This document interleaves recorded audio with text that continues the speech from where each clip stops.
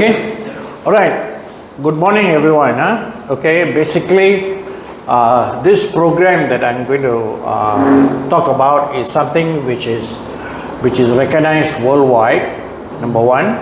Number two. Once you get a certificate from this program, you will be able to carry out the drug and alcohol testing any part of the world, because this is recognized. This is based on the US standard, which is the Department of Environment US. Okay, so once you get this certificate, you are entitled to do testing for companies, for individuals, basically for 3 years. So after 3 years, you need to renew your license, as they say. So you go through a one-day program, okay, and then from there you will again be extended for another 3 years. Now, along that first 3 years, if there is 3 elements where you have shown a violation of the testing procedure, the MRO can actually suspend your license. Okay, so if you have 3 corrections, then you will have to go for what we call a correction after three violations and then renew your. So basically what you need to do is to follow strictly the protocol. The important aspect is protocol. Now, although you don't need to be a medical person to actually embark on this program. This is for people like you and people like you who will be able to do the testing for the organization, or you have been employed by an outside body to do the testing. So basically, this is what this program. It is very stringent. Okay, I have given you all the notes there. Now, the notes is only about, not much, about 150 pages only. Okay, but if you look at the whole program, it's about 4 volumes. 4 volumes, probably 1,000 over. Okay, 1,000 over. Sorry. So now let me introduce myself to you all. Basically, now my name is Joseph. Okay, and my credentials are I'm a safety and health officer. Plus, I'm also on-site testing supervisor for my organization. We have been doing this for the past 30 years, it's almost 30 years. So I'm quite well versed in this subject. We are also registered with HRDC, my program, as well as I've not been accredited, but I am in the process of getting accredited with HRDC, and once I get that, then I'll be able to perform training programs with the new legislation just been enacted in this year. So that is why I have to make sure that I get accredited, so that to continue doing training programs. So basically, this is my credentials, and I also have some experience in marketing. Okay, CIM holder, and basically I've been working in multinational companies. I've also done quite a few testings on what they call this aboard vessels for organizations and so forth. So I hope that what we gathered in the next 2 days, that we will be able to grasp. Now, whatever that I'm going to teach you is basically very lean, and you will need to go through your notes as you go back, because there's a lot of material there for you to improve, because it's not just something that you you can gather within 2 days or 3 days. It's over time. So you need to address yourself so that you will be able to perform your tasks given, because it's a very stringent, this program is basically a very stringent program where basically most of the protocol must be followed strictly. Okay, so if you don't follow strictly, the whole process can be null and void. Okay, so the whole process will be null and void, and they will have to undergo of a renewal. So basically that is what. All right, okay, and all right, okay, basically we are talking about the session plan. There's 4 modules, module 1, 2, 3 and 4. Okay, now module 1 we are talking about basically what you mean by drug of abuse, the classification, and then we're talking about what are the causes, what will happen if you're on drug and alcohol, what are the areas that you need to look at, and we're talking about how to overcome causes of addiction, and then you're talking about how it is related to health issues, and then we talk then also to overcome and assist in curbing the menace. That means what you're trying also to do is counsel as well as to help the organization to develop a kind of agenda so that they're able to address this issue, because you talk about drug and alcohol, it is a menace that has been escalating. It is, and everyone, even the top management, also indulge in drug of abuse. Then we go into module 2, when we are talking about there must be laws, so that we are identified that the laws governing what we want to know. Okay, what we want to do is how do we address that issue? Don't break the law. Number 1, the module, and also we are talking about DOSH. DOSH is Department of Occupational Safety and Health. What are their guidelines? Because they also looking at organizations. Okay, and when they talk about organizations, a lot of their employees have this problem. So they have put it in what we call an unsafe act as well as in code of practice. And then we're talking about how rehabilitation, how do we rehabilitate people? Prevention is better than cure. Okay, so this is what we're talking about in module 2. Module 3, we're talking about the pharmacology of drugs. That means if you look at the drugs that you take, medication, what are they for? They are for specific reasons, number 1. Number 2 is also to help us to develop our metabolism, and also to develop our urge to handle these issues, health issues. Because if you look at it, they are not here to, they are not remedies. Okay, they are here to help to develop, to fight against diseases. And then later as we go on, whenever you're doing drug and alcohol, our 4th module is basically on documentation. Okay, to carry out documentation, number 1, first of all is you must be competent person. Number 2, there is a protocol to be followed. Okay, and if you don't follow the protocol, your whole process can be null and void. And number 3, what are the steps? How do you start from collection right up to getting the confirmation results? What is the line of defense? So very important, we have to follow. So basically these are the 4 modules we're going to talk today to address this issue of managing drug and alcohol at the workplace. Okay, and now I would like to get your participants. Please tell me what are your experience and your expectations. I will start with Derek. Introduce yourself. Yeah, my name is Derek. And I would want to pursue doing this course. Okay. Yeah. What are your expectations for this course? So I can do some you can do some testing, right? Testing on the and also you basically want to use it as a form of work schedule for you as you go along, because it is a very critical factor lah. Okay, all right, thank you. Okay, Jenny, can you introduce yourself? My name is Jenny. Yeah. Yes, and what are your expectations of this job, basically? Basically, you do administration, right?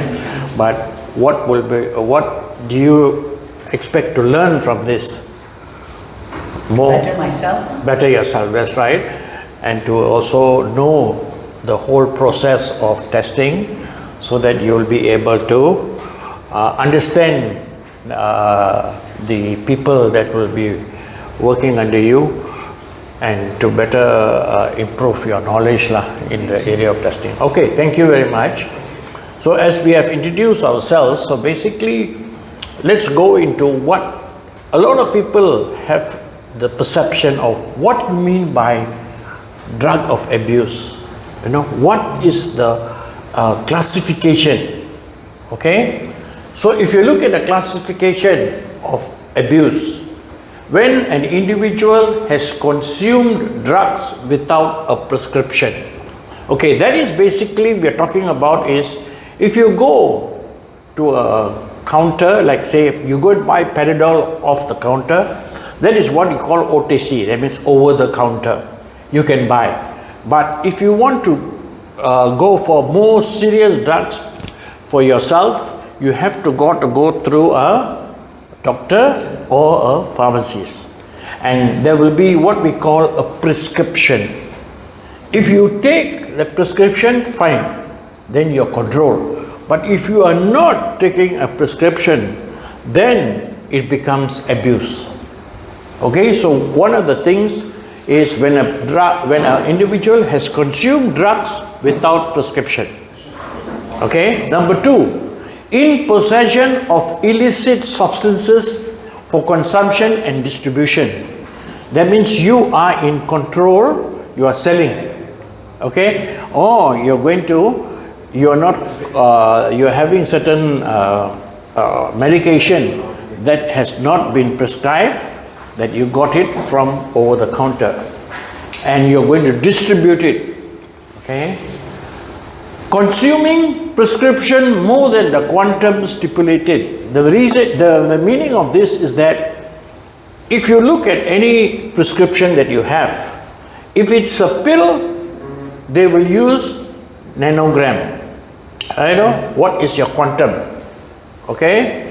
But if you use liquids, it's ml, okay, ml, okay. All right, so doctor will prescribe there, okay, you take 10 mLs, maybe one what do you call this, tablespoon or teaspoon, fine. So there is a stipulated amount. You cannot take more than that.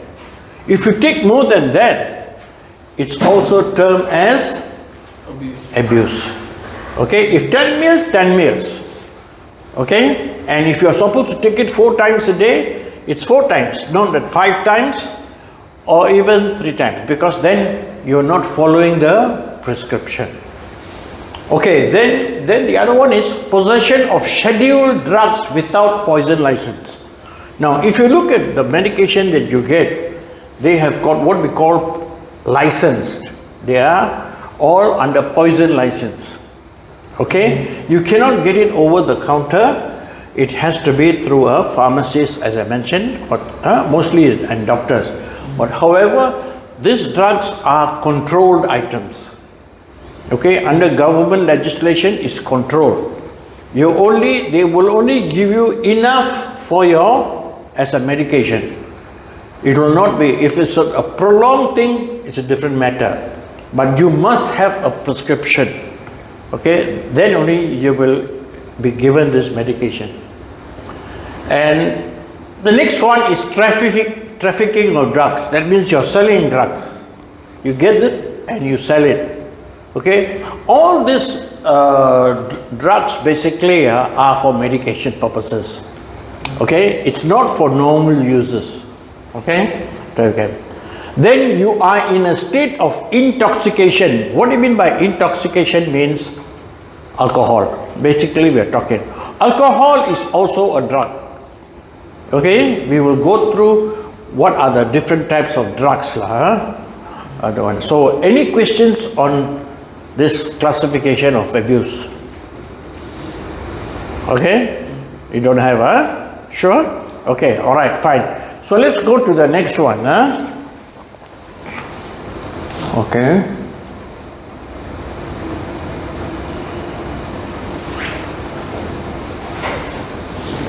Okay, so if you look at this is the type of drugs that we have. It's called tetrahydrocannabinol. Okay, that's the long name. In short form is THC. Okay, it's in the local name they call it ganja or grass or cannabis or dope lah, so that you know the name. But the actual name of the drug is THC. Okay, then we're talking about opiates. Opiates is actually under heroin, morphine, opium, codeine and methadone. Okay, so it's also has to be taken on the controlled item. It is not a common factor. Amphetamine, caffeine and other stimulants.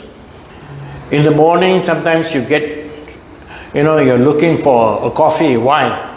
Because caffeine gives you the booster.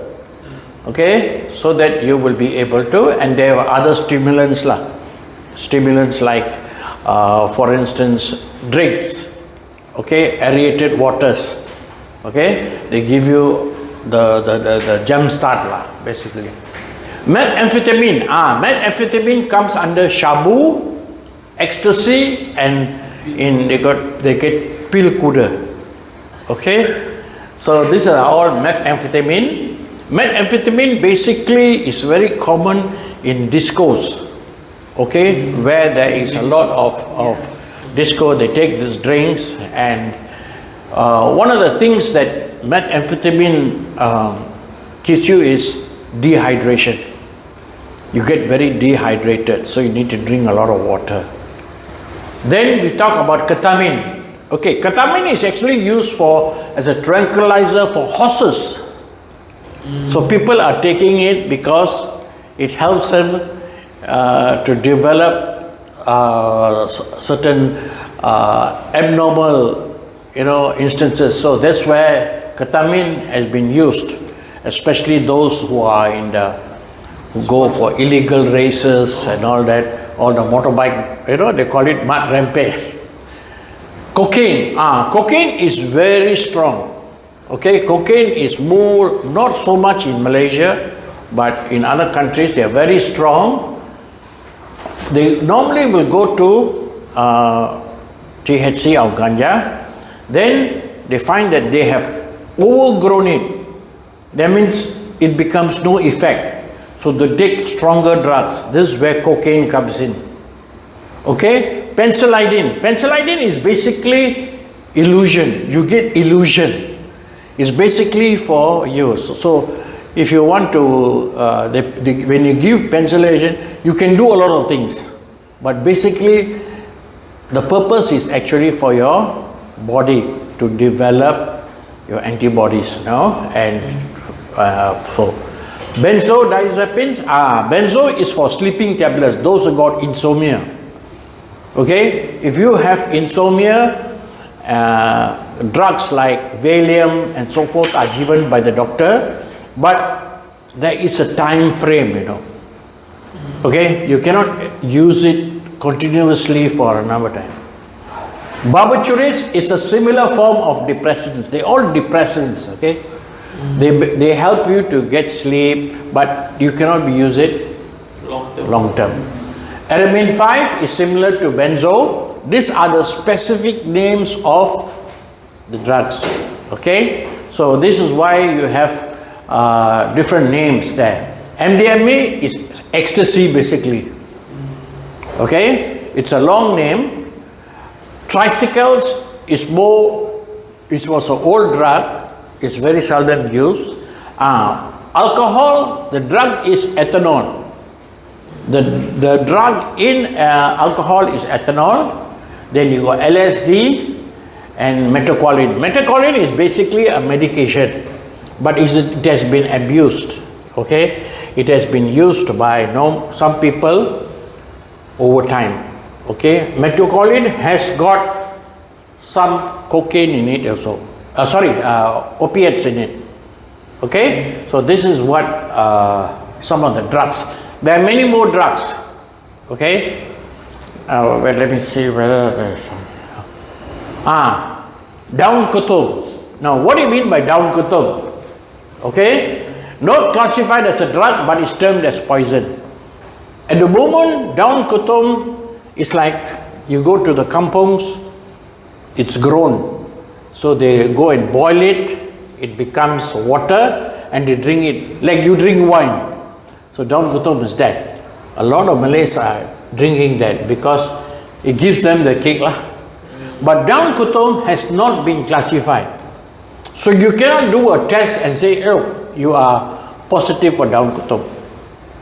Okay? It is now termed as a poison. That's all. Poison. So under scheduled drugs lah, So it's not until the government has classified it as drug, then. So you cannot take action actually. For what? The only thing that you say is, I took it from the plant. Okay, so this is the. Now, any questions on the type of drugs? So you have any questions? Please bring it up. Sure. Okay, then there's another one, propoxylene. This is also medication. Okay. Now, basically, why individuals consume or possess illegal drugs? The first thing is peer pressure. Okay? If you are like, you can do this, I also can do this. But you may not have the ability. So you take drugs to improve your capabilities. Influence the people that you mix around with. Your friends take, so you also want to take. So you are influenced by your friends. Next, lack of confidence. Okay, you don't have this confidence in you, so you're afraid, so fear. Then you take lack of confidence lah. Looking for escape route. This is a very interesting part, because if you want to take your life, suicide, take the drug. Okay, take this drug so that you will feel you can fly. You can jump down from a building. Improve self-esteem. Improve yourself so that you look better, you look more confident, your facial expression and all that. Fear factor. Okay, now fear. As they say in a fear factor, the obstacle to performance is fear. Okay, when you want to perform, you want a fear factor. Income, you can sell. You see some of them selling and making good money. Okay, that's why. So it's good money. Depression, you go through depression. Love life, sometimes your job, sometimes your family. So you say, oh, I'm very depressed. I'm fed up of life. So you take something to stimulate you. Fun and entertainment. Okay, suddenly you want to go to the disco there and start shaking your head, start dancing here, dancing there. You enjoy it. Okay, and emulate. You want to see if he is doing so well. You look at the singer up there, he's singing so well. I also want to be like him, so I want to follow his footsteps. So this is what emulate is all about. Okay, addiction. You're addicted. You have been taking this, so you're addicted. Okay, there's no such thing as I take drugs when I feel like it. No. Once you become addicted, you have to take it every time, because what happens is your bodies get what we call withdrawal symptoms if you don't take the drug. Okay, so you must make sure that you have what you call this, you're addicted, then you become a regular user. Okay? Okay, trial and curiosity. I want to try, see how the feeling is. The feeling is good, then fine. The feeling is not good, then I don't have. Okay? All right. Okay, so any questions? Okay. Okay, what are the laws? Okay, what are the laws, for drug of abuse? OSHA, Unsafe Act and Policy. That means in your OSHA certificate, you have what we call Unsafe Act, Drug and Alcohol Abuse. And I've given you all previously about Unsafe Act and also Code of Practice. Okay, that's a policy. Guidelines from Ministry of Human Resources for DOSH. That means you need to test people to set what are your benchmark. Okay. Maritime law. Okay, all those vessels which have got crew, they need to be tested. And they need to be tested not by themselves but by a external body. So that is what we're talking about, maritime law. Oil and gas workers, suppliers, contractors, they all need to be, especially when you're going to the platform. Okay, you're going to do work in the yard and all that. They need to be tested. Okay. Then police and ADK surveillance, random and suspect. You go out, police check. Okay, they will check and see how are you driving your car. Okay, or your motorbike. So they will do surveillance testing. Then drink driving, it's a drink driving, you cannot drink and drive. Okay. Then firms like logistic, transport and security, they all need to be tested, especially security, because why? You're carrying firearms. You got pistols, you got pump gun and so forth. So you must make sure that you are not on drugs, okay? Because you can abuse that. Transport, you're driving, okay? You need to keep yourself awake. Logistics also same, like plane, you go by pilots, then you talk about courier people, so far, a lot of people. JPJ for commercial drivers. If you're a commercial driver, you need to be tested and make sure. Aviation, pilots and crew. Foreign workers entering the country. So, foreign workers entering the country must be tested before they come in. Education, students and teachers, they also take because they are basically depressed sometimes, because of work pressure. Border entry ports, airports, ports, boundaries. As you enter the country, there is a testing. Okay? So far, are you all okay? Okay, so now anyway, I see you all are very tight, a lot of material. So we take a 5-minute break, basically, for you to just recuperate and see what you have. And if you have anything that you are not aware of, please let me know. Okay, so we'll take a 5-minute break. All right. Okay, basically, we have gone through just now about the first 3 slides. So have you got any questions on that? No, okay. So anyway, let's proceed further. Now we talk about what you call your experience in working life. What are the experience that you have in terms of in your working life that you feel that there is an element of sometimes doubt, who your customers are, where they come from. Sometimes they may be normal people. Okay, so what are the exchanges that you have? And so also sometimes you want to make sure that your people that you're carrying are not bored. So it is also to make you lively when you're driving. So what are your experiences, Derek?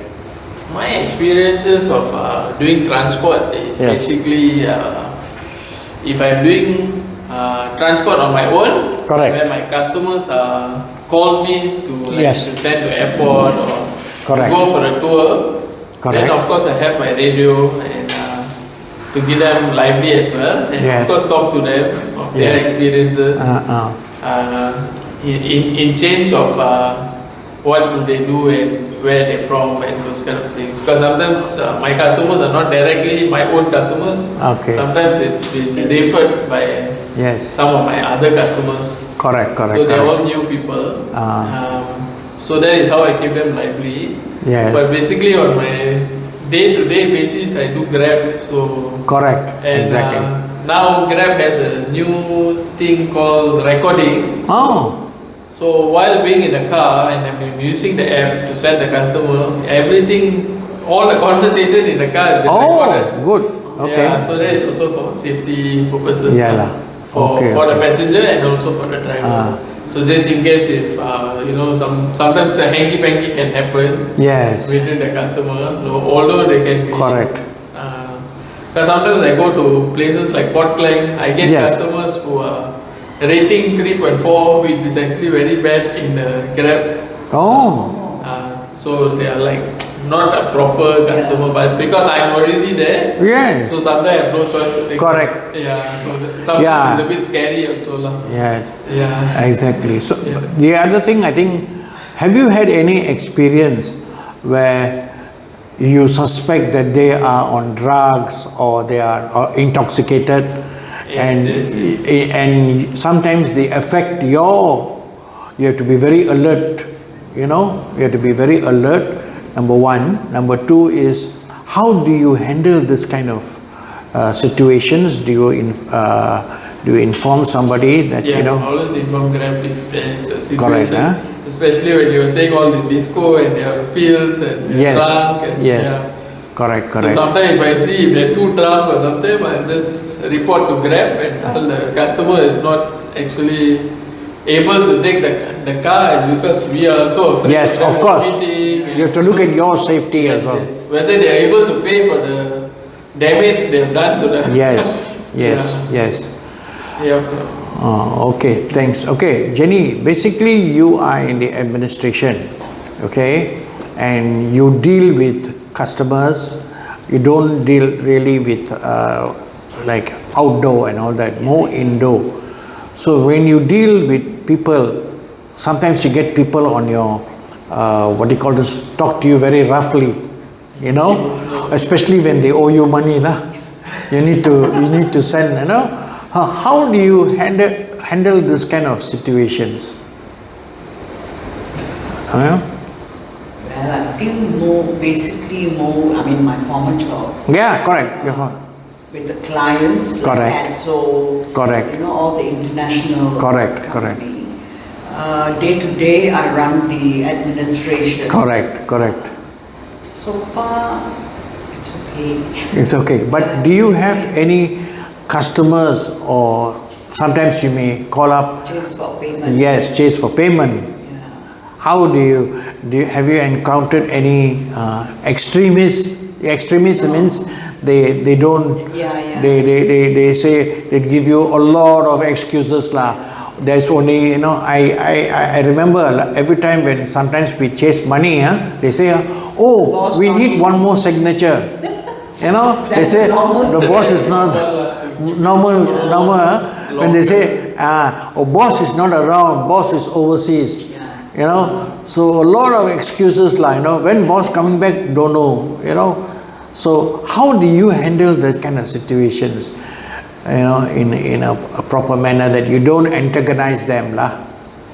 Just send an email, Okay, I send an email for payment. Correct. So when you get the reply, then okay, when you send the email, what is the frequency in terms of, okay, first email you send them, no response. So how long do you wait before the next email goes out? after 1 week. 1 week, huh? Okay. Then there is no response again. Then you have to call them. So you call them up lah, you know. So normally when you excuse, they say that boss not around, they need one more signature. That's normal this thing. Okay, so basically what you want to calm them down is to tell them that nicely that to pay up, But you get sometimes situations, okay, if this is the case, next time I don't want your business. That is very arrogant. So you so far have not done this, right?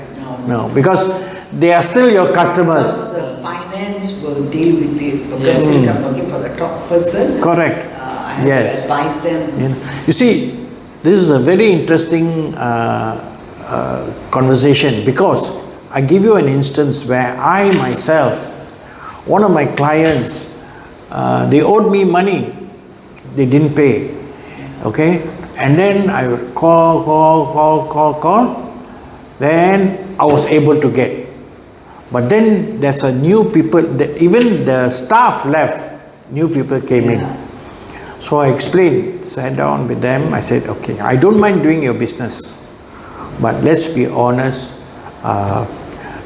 you pay upfront, we continue, okay, because I'm a small company. So explain to them, and then they will understand. They say, okay, fine. So we have been doing that.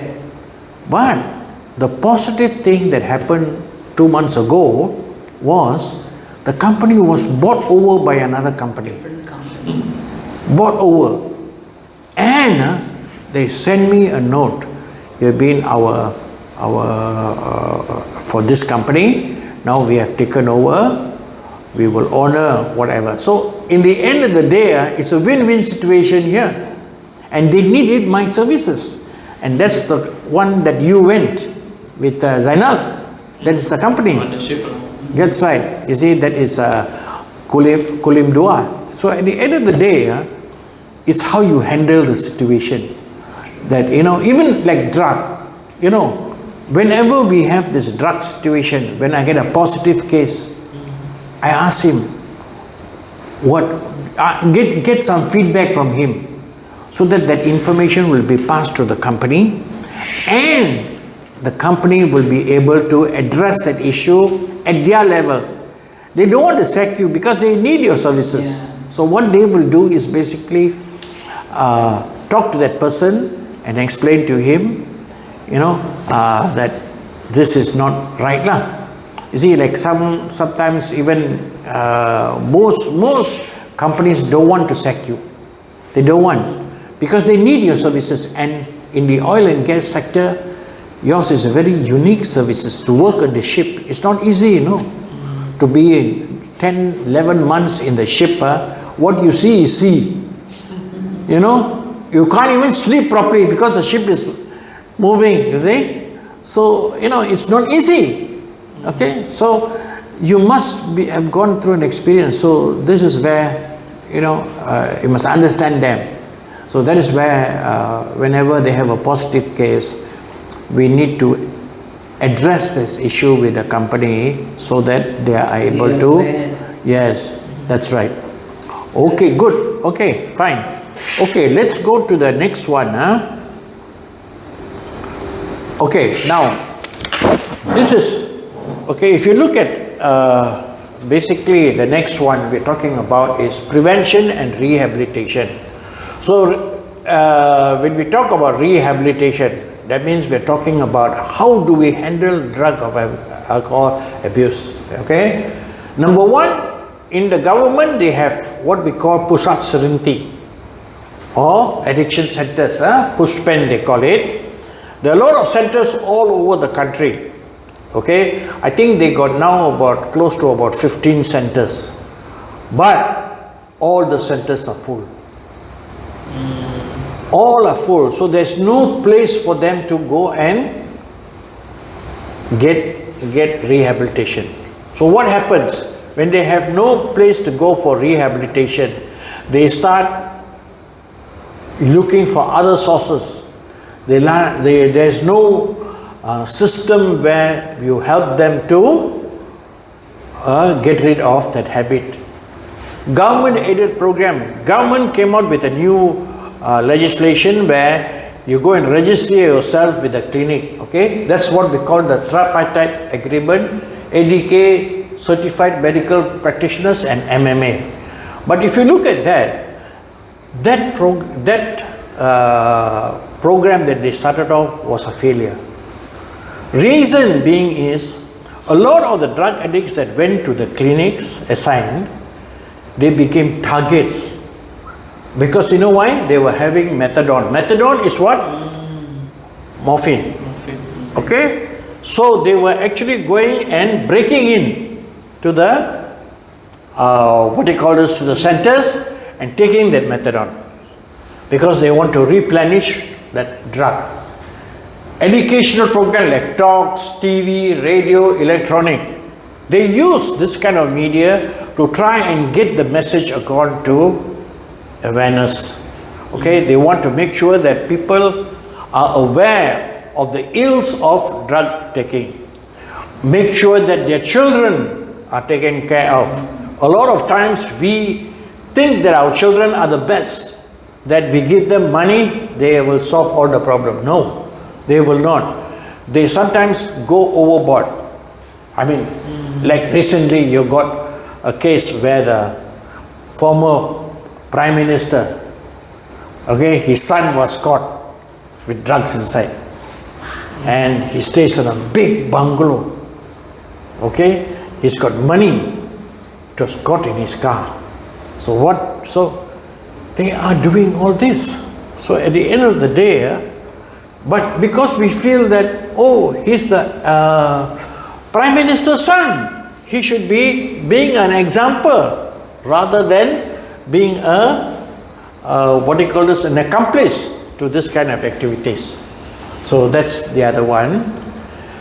Then they have Rakan Muda programs and sports.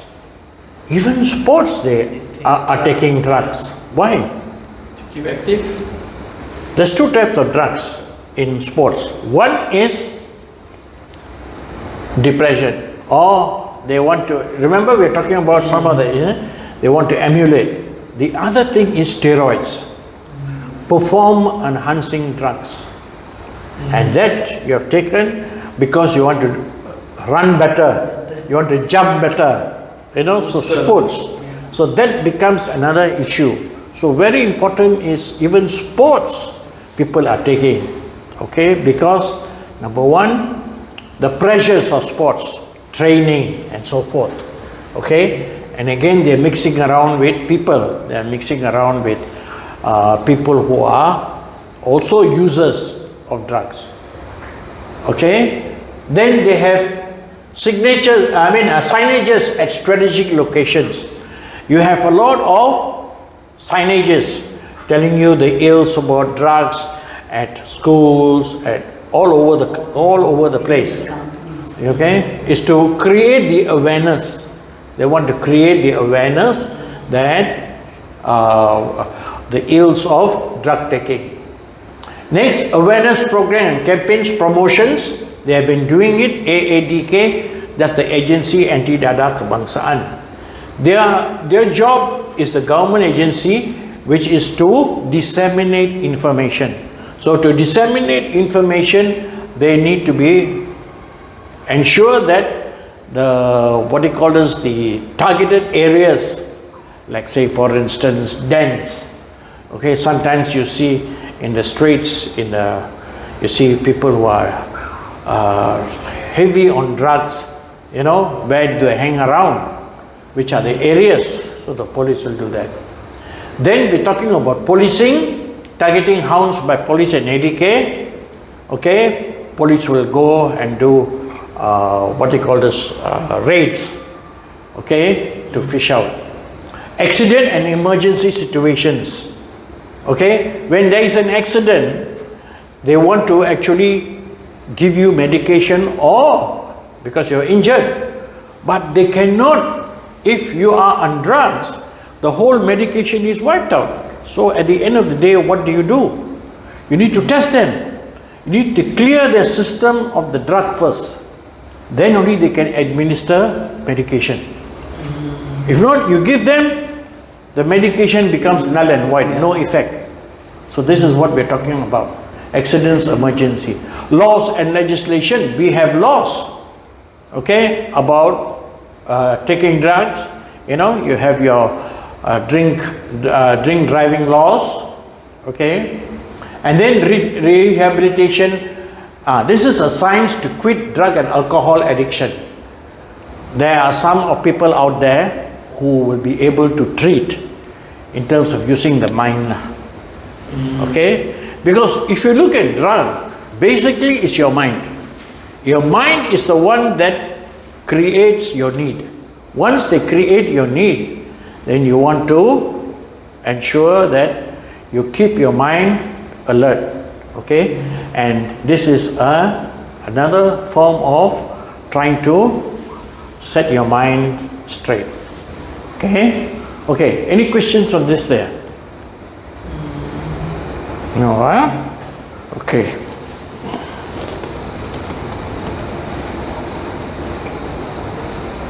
Okay, how to overcome and assist in minimizing the social counseling. Now, people like you, once you go and read the notes that you have, you can really know a lot of things about counseling. You can talk in your organization, you can talk in your community place and all that. You can be a little bit more of a counselor. You're not an expert, but you have some knowledge.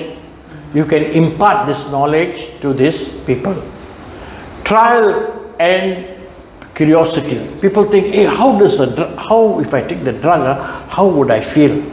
So they're very curious. People are very curious and they start trying. Let me try one time. Once you try, hey, No end. yes, you are addicted or you get stuck. Okay, so that is critical. Educational programs and promotion, okay, in your schools, in your, in your promotions you have to promote the ills about drug. Parental guidance. Parents are very important people, because parents must be able to be models. I see a lot of parents when they go to in the resort area, the child is playing, the family is there, the husband walks slowly to the side and starts smoking, you know, and that is a very bad example. So we don't know. So the father will say, you don't smoke, but he's a smoker. You know, so a lot of times we are actually doing more harm than good. Okay? Alright. At the end of the day, why do you control your child when you yourself are not controlled? Okay? And I always ask this question to the Muslims. Sorry, I'm not targeting Muslims, but basically I'm asking you questions. During Puasa, you don't smoke for how many hours? So you're able to control, right? So why don't you able to control that even after? You only eat. Why you start, oh, I need a cigarette, I need a this. So it's mentally, you're mental. It's more of the mental angle. And you will be able to, address that issue. Creative activities like health and recreational related. Okay, you go for health. Okay, and then you have activities, you know, like mixing around, playing around, games, you know, family days. These are all healthy and recreational related. Positive attitude, always have this positive. A lot of people, when they say, Derek, I'm going to promote you. First question, I'm afraid. I don't know whether I can perform. Maybe I'll try. Change that attitude and says, I can, I must, I will. I can, I must, I will. And then basically will help you in terms of building a positive attitude. Okay? Then you have the will to succeed without artificial inducement. That means you go naturally rather than say, oh, if I take drugs, then I will be a better person. Okay? So be very important in terms of your, the way you handle life. okay, then precious. Buddy system, okay, that means caring. You're caring, concern, and converse. Okay, always have this communication open so that you're able to address this issue. Okay. Next is role model. That's right, role model. Don't do the things that you do, like smoking in front of here and then controlling your children, okay, and then being very aggressive, being very unfair. I would say unfair to the child. Okay, then healthy and meaningful lifestyle. Okay, sometimes you have situations where you have like family days, you have the family outing, you have picnics, you go for holidays. These are the things that help you to have a different type of lifestyle. Okay, more meaningful lifestyle. Any questions on this? Any question? Ask me. Feel free. There's no such thing as a stupid question. It's always a positive question. Okay. Now this is what we talk about. How do you monitor? Okay. A lot of people say, a lot of companies tell me, oh, my company nobody takes drugs. So the next question I ask, how do you know? No, we tested them before they entered the company. I said, that is how long ago? Your employees started 10 years ago, 5 years ago, 3 years ago, 1 year ago. Correct. But over time, have you done monitoring? He'll say, but there is no law. Who said so? There is what we call under OSHA law, where we talk about code of practice. Okay? Go and read Unsafe Act. Okay? There is a legislation on that. And you need to set benchmark. Okay? You need to set benchmark for testing. Okay? So once you get that, and you need to do regular monitoring. This year, yes, they may have a problem next year. So you need to have a plan of how you want to address this issue. So very important is for you to make sure that your your monitoring is properly administered by the right people. Okay, by the right people. That means people like you who go for testing. Next is random screening. Now, the law states that you must test everybody in the room. Then the second line of defense is random. But you must test everybody. You cannot say, okay, I look at his face, he looks like a drug addict, I want to test him. But she doesn't look. No, no such thing. You have to test both. You have to test everybody. Okay? And then from there you are able to do random testing. Then the next one is qualification protocol. There is what we call a chain of custody, a form. Okay, that's the form. Okay, that's the form that you use in order for you to do testing. So there is always an element of for you to make sure that a proper protocol is followed. Okay. The next one is qualification of personnel carrying out testing. This is the qualification. This is the program that you do for you to become a competent person. Right? Next, the role of a medical review officer. What do you mean by medical review officer? Medical review officer basically is a doctor who has gone through a program making him an expert in drug and alcohol. So the MRO, see, the protocol is very simple. What you are going to carry out is screening. After screening, you need to confirm. The positive sample must be confirmed by a MRO or a body. That's the doping center. So doping center will carry out that. So very important for you to follow that protocol. Okay? Confirmation test. When you do the first test, is what we call screening. The positive sample must send for confirmation test. Normally they use a different method and it is sent to the doping center, a very specific lab to do that. Awareness, announcement, policy and mandatory. What is mandatory? What is a policy? And what is a announcement? Okay, when you enter a company, they say we are drug free. Okay, you can carry out random testing at at the facility, because we want to ensure that they are properly done. Counseling, okay, have talks on counseling. Okay, ensure that this that the people are made aware of the ills. Laws and requirements. Okay, there's a law and there's requirements which we've gone through. Okay, and then escalating social problems. We have social problems, and how do we address that issue?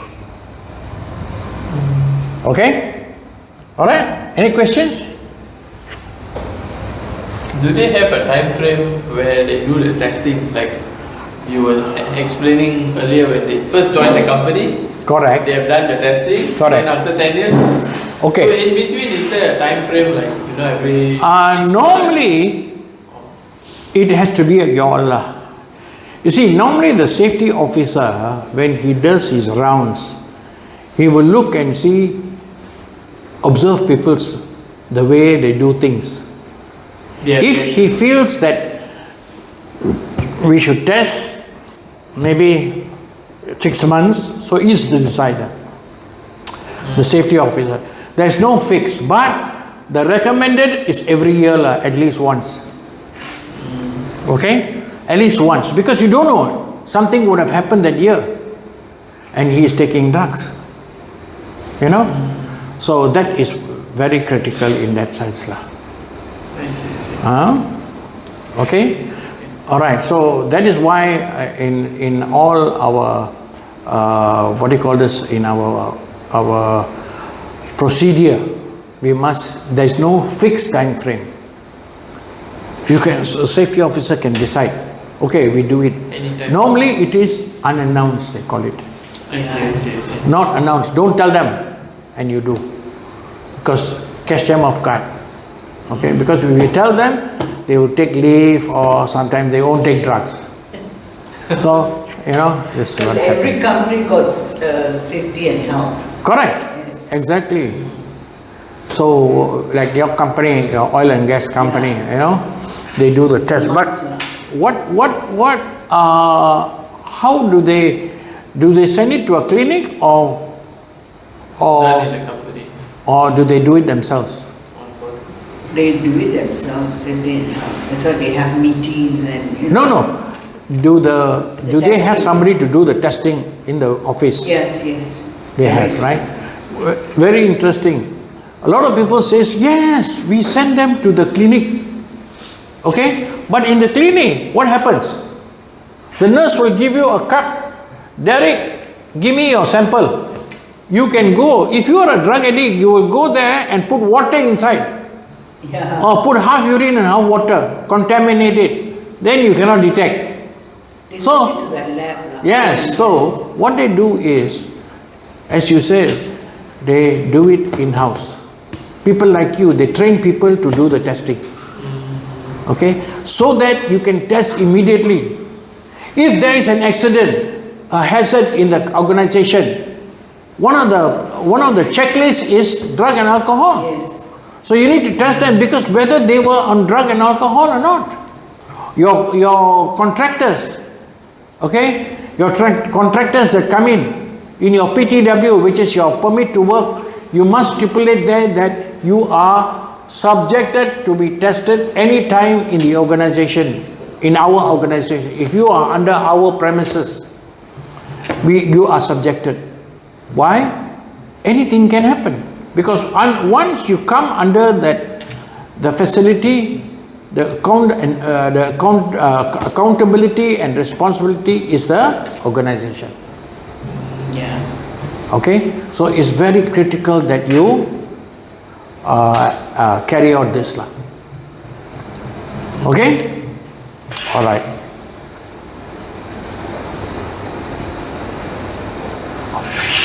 Okay, the next one.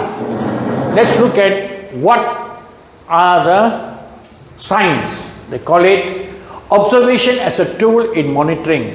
Why do you carry out? Okay, number one, behavior or conduct. You get people very aggressive. Yeah. They got sometimes their eyes, pupils bulging out. They got what do you call this, tears coming from their face. Their face looks like very pale. So this is where we have behavior of conduct.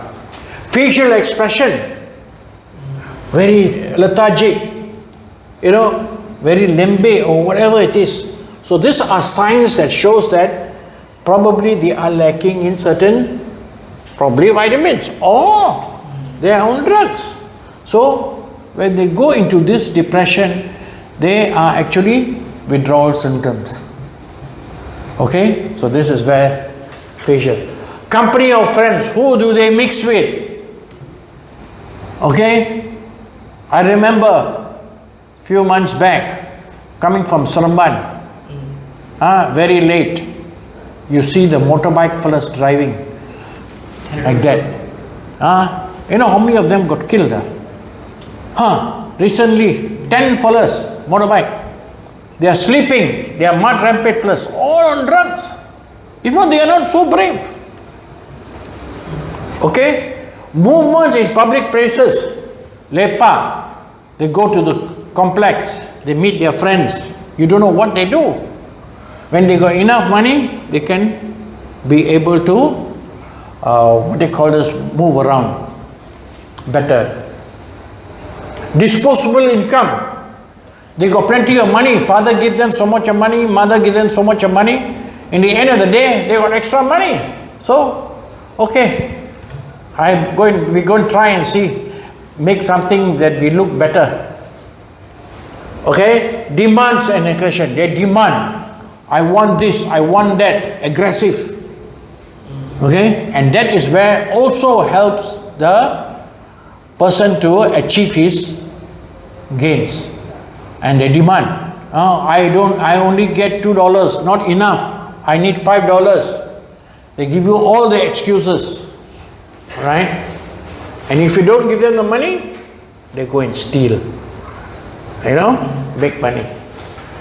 Preventive controls. What is your prevention? Even in your homes, what you can do is test your children. Okay, today all of you come here. Give me your urine sample. I want to see anyone. Or do a test for them. Basically, is to show that you are monitoring. So they also become aware. Wow, it deterrent. My father tests, So I better make sure I'm clean. Okay. Sometimes you go to their drawer. See what are the things that they have in their drawers. Sometimes they can create drugs. Okay, and the guy who was caught for the former son, they found materials that to make drugs in his car. All right, so then consultation and counseling bodies. You get ADK, you get others one to make sure that they help you to solve the problem. Okay, so that is basically it lah. Then working and home environment. Maybe your working environment is conducive. Okay, all right. So okay, any questions? No questions, Okay, we'll take a 5-minute break now. Okay.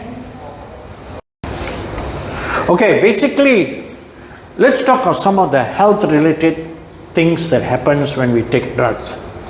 Okay, number one is total blindness. See, a lot of times, initially, you don't have any issues. You feel very nice, the drugs give you peace, no more depression. But as you continue taking the drugs, there's a lot of diseases that you will encounter as you move along. Number one, you can go blind. Okay? And once you go blind, your vision is zero. Loss of memory. Okay? You don't remember things. Okay? That's what happens. Hearing and appetite. You lose appetite. Loss of appetite. So when you're loss of appetite, you don't eat well. Okay? And that's where it affects your organs in your body. Fatigue. You become very tired. Why? Your withdrawal symptoms. When you are no more, when the effect, you see what happens to the drug is, when you take drug, it goes into your blood system. When it goes into your blood system, you have the effect. Wow, so nice, I feel so calm. But as your metabolism rate, you will start wearing out. They will turn to waste. When they turn to waste, they become embedded in your organs and starts damaging. That's where the problem starts. Okay, they come out as urine, sometimes at sweat and so forth, excretion and so forth. But there are some of the drugs which will stay in your organs and start damaging. Okay, that's where you talk about organ damage. Okay, anemia. Okay, you get very anemia. That means very easily you get a cough and cold. You get a sore throat. Yeah, so because your body resistance is very low. So this is where you are not able to address those issues. Common cold, you know. Then you're talking about dehydration. That's right. You get dehydrated. And if you look at statistics shows that most diseases are because of dehydration. Okay, your body is dehydrated. So you need to hydrate it. Okay, ensure that you have enough liquids in your body and ensure that you drink a lot of water, not drinks, not coffee or tea or no, it's plain water. Okay, plain water. Then you took at blurred vision, blurred speech. You don't talk properly. When you're drunk, you talk also, people don't understand what you're talking. Slur. You slur, exactly. You know, so you're not able to talk properly. And even when you're on drugs. Paranoid. I ask you your age, you give me your name. Okay, because your mind is all like, yes, has got heavy. So paranoid you become. You know, you're not able to get what the person is under. Paralysis. Okay, you're talking about paralyzed, you know. Okay, fall here, fall there, hurt your what they call bones, and then your limbs and so forth. Disorientated. You're not you're talking to him, but his mind is somewhere else, or he's thinking of a different thing. He's not focusing on what you are addressing it to him. Aggression. You become very aggressive. Okay, you want everything to be done.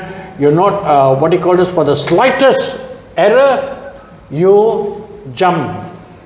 So these are some of the diseases that are addressed. Okay, what happens when drug addiction and when you're dependent? Number one, we're talking about broken families. Okay, broken families. Number one, they're talking about love life. Husband, wife, okay, are not, they're looking for substitute. And the substitute that they look for is drug abuse. It calms their nerves. Okay? You talk about children. Children go and stay on their own. They leave their homes, stay with friends and all that. So the whole family concept is broken. Then you're talking about petty thefts. Those who climb into your homes, those who go and steal, those who go and snatch things, they're all on drugs. Because they must be brave to go and do such a thing. So, snatch thefts and petty thefts. Accidents. Okay, drink driving laws. You meet an accident. Why? You are not in the right frame of mind. You may be on drugs, maybe an alcohol. Okay, that's the other exam. Injuries and murder. Okay, you're injured. When you're injured, you feel, especially murders. People go and murder, simply they cannot murder you unless their mind is not stable. Okay, so they do things that in the end of the day, they don't care, you know. And then disturbances, go and disturb the crowd, go and disturb. Okay, send them into, go and do rioting, go and do fights and all that. It's because of alcohol sometimes. You see people in discos, fight, kill, go and, ram them, suicide. Normally, you want to commit suicide, take drugs. Sure can commit suicide already. Because suicides, people, you must be brave, you know. To kill yourself, you must have guts, you know. And it is not easy. So you must be on drug and all of that. Public nuisance, you go and create problems. Go and create a fight. Go and create, people having their meals, go and snatch thief or go and steal, you know, and cause problems. Unemployment. When you are unemployed, no money, this is your employment. Go and steal, sell drugs or steal. Okay? And you need daring and illegal acts, like I was telling you, the motorbike, the way they are driving the motorbike so aggressively, somehow they are showing all the stunts. Okay? Standing on top of the motorbike, sleeping on top of the motorbike, and in the end, one accident, finish. Lack of cleanliness, okay, there is no cleanliness with them, so they are very dirty, they are very unkempt, their hair, their clothing, you know, and all not, so cleanliness is a key element of, right. Any question? No questions. Okay. Standard operating procedure. What is the standard operating procedure of doing the SOP? The SOP, Number 1, for urine collection personnel. Who may collect urine specimen for drug testing? Who? You, OTS, on-site testing supervisor. Number 2, what training? This is the training. This is the training that you come so that you are able to address that issue. What information about the donor? Now, if you look at your chain of custody, what are the information? Number 1, you need to look which company he is. Number 2, his IC or passport number, his full name, what time was it administered, okay? And then who is the tester? Is he a qualified person or not? And then what are the drugs that they're going to do? So these are the information. And now, last but not least is what is the criteria. That means, are you on medication? Okay, the consent form. All right. So that's where the information is. Next, where is other information on the role of collectors found in this regulation? Okay, other information is your notes. Okay, the notes you have the full SOPs. So when you read through, then you will know what you're supposed to address. Okay.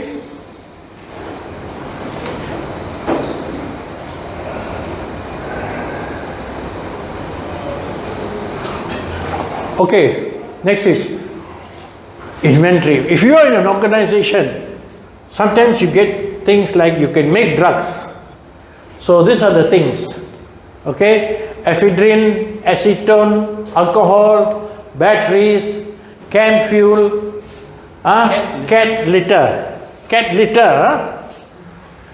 So coffee filters, drain cleaners, engine starter, iodine, lye, matches, muriatic acid and propane. These are some of the items sometimes in an organization. They may be stored in your room, you know. Sometimes even in children's they make their own drugs.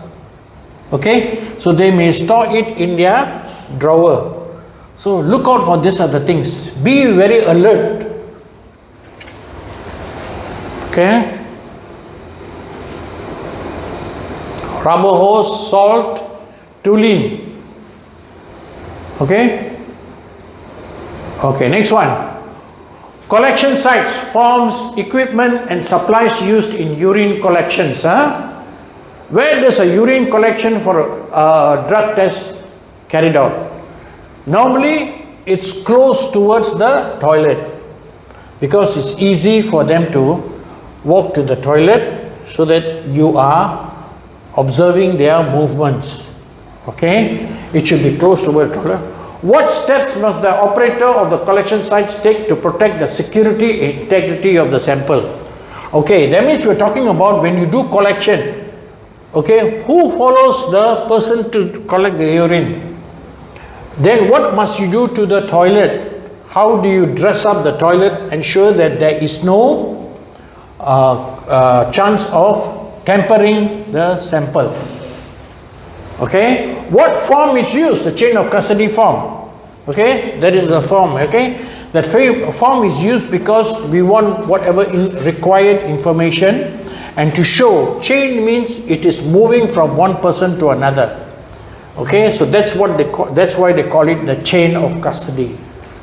And then what materials are used to collect urine specimens? What materials? Are you using the cup? Are you using the deep cut? Or so forth. Okay, what you all went and did in the deep cut, right? Yes, so that is where. So what other materials? And then for alcohol, you use saliva. Or sometimes we use breathalyzer. Okay? What materials are used to send? How do you send to the laboratory? Especially when you get a positive sample. How do you pack it and how do you send it to the confirmation lab? Okay, there is a proper procedure to follow. There's a proper way of packaging it, because what you need to do is make sure that the sample that you're sending is fresh. So you need to put it in a proper container, put dry ice inside so that the fresh sample is, because every time the sample you collect, the level starts dropping. So when the level starts dropping, in order to make sure that it doesn't drop drastically because of the enzymes, you need to have dry ice. So that reduces the speed of the levels being dropped. Okay? Okay, collectors and collection standard operating procedure. What is the first step in alcohol screening? The first step in alcohol screening is waiting for 10 minutes. When you call the guy in, you're not supposed to test him earlier. 10 minutes he must sit down and wait. Why? Because he may have drunk something or he has taken certain substances. You don't get the air from the lungs, you get the air from his mouth. So you wait for 10 minutes, he doesn't take anything, then you do the test for him. Okay, what is the procedure of an alcohol screening test using an EBT? What do you mean by EBT? Evidence breath test. What do you mean by evidence breath test? That means when you send him for a breathalyzer, there will be a reading, a printout. That is called EBT. But non-EBT means you read on the breathalyzer. There's no printout. It's digital. The thing comes on. So depending on what they accept, you send. So EBT means evidence breath alcohol. What is the procedure of an alcohol test using a saliva and a breath tube test? Okay. What is number one? Make sure that the mouthpiece is clean. Change the mouthpiece. You don't use the same mouthpiece. Okay, saliva you swab properly for 3 seconds and make sure at the tip, where the tip is, you swab so that you get the saliva from his tongue. Okay, if you cannot get from his tongue, under the tongue. Okay, that are some of the procedures.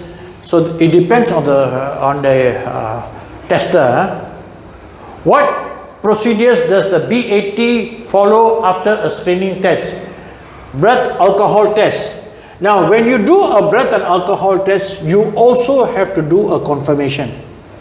The confirmation is a blood test. So you have to go to the balai and they will do a blood test. So there is also a confirmation test. But you see, you must be done immediately. You cannot wait, collect the sample and wait and then no. Because the level will start dropping. Okay, so BAT means breath alcohol tester. So you will also be trained on that. Okay, you will also administer alcohol test. Okay, any questions? Okay, so these are the what do you call this, the modules that we have gone through. Okay, and we hope that this will give you an insight of what, you know, the overview of what happens in the drug of abuse protocol, what happens to a person who is on drug and alcohol, and how are you able to carry out using proper documentation, proper procedure. And the person who is doing a testing is a qualified person rather than a normal person. Okay? All right. Any questions?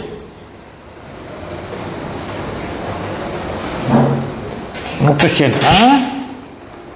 Okay.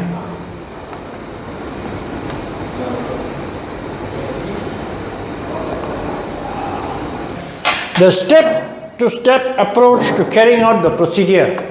Okay, there is a step that you need to follow. Step 1, check the kit, which is sealed, complete with aluminium foil with printed lot number and expiry. That means when you see the kit, you have to check and see, make sure that the proper kit is being used. They are within the expiry, the drugs.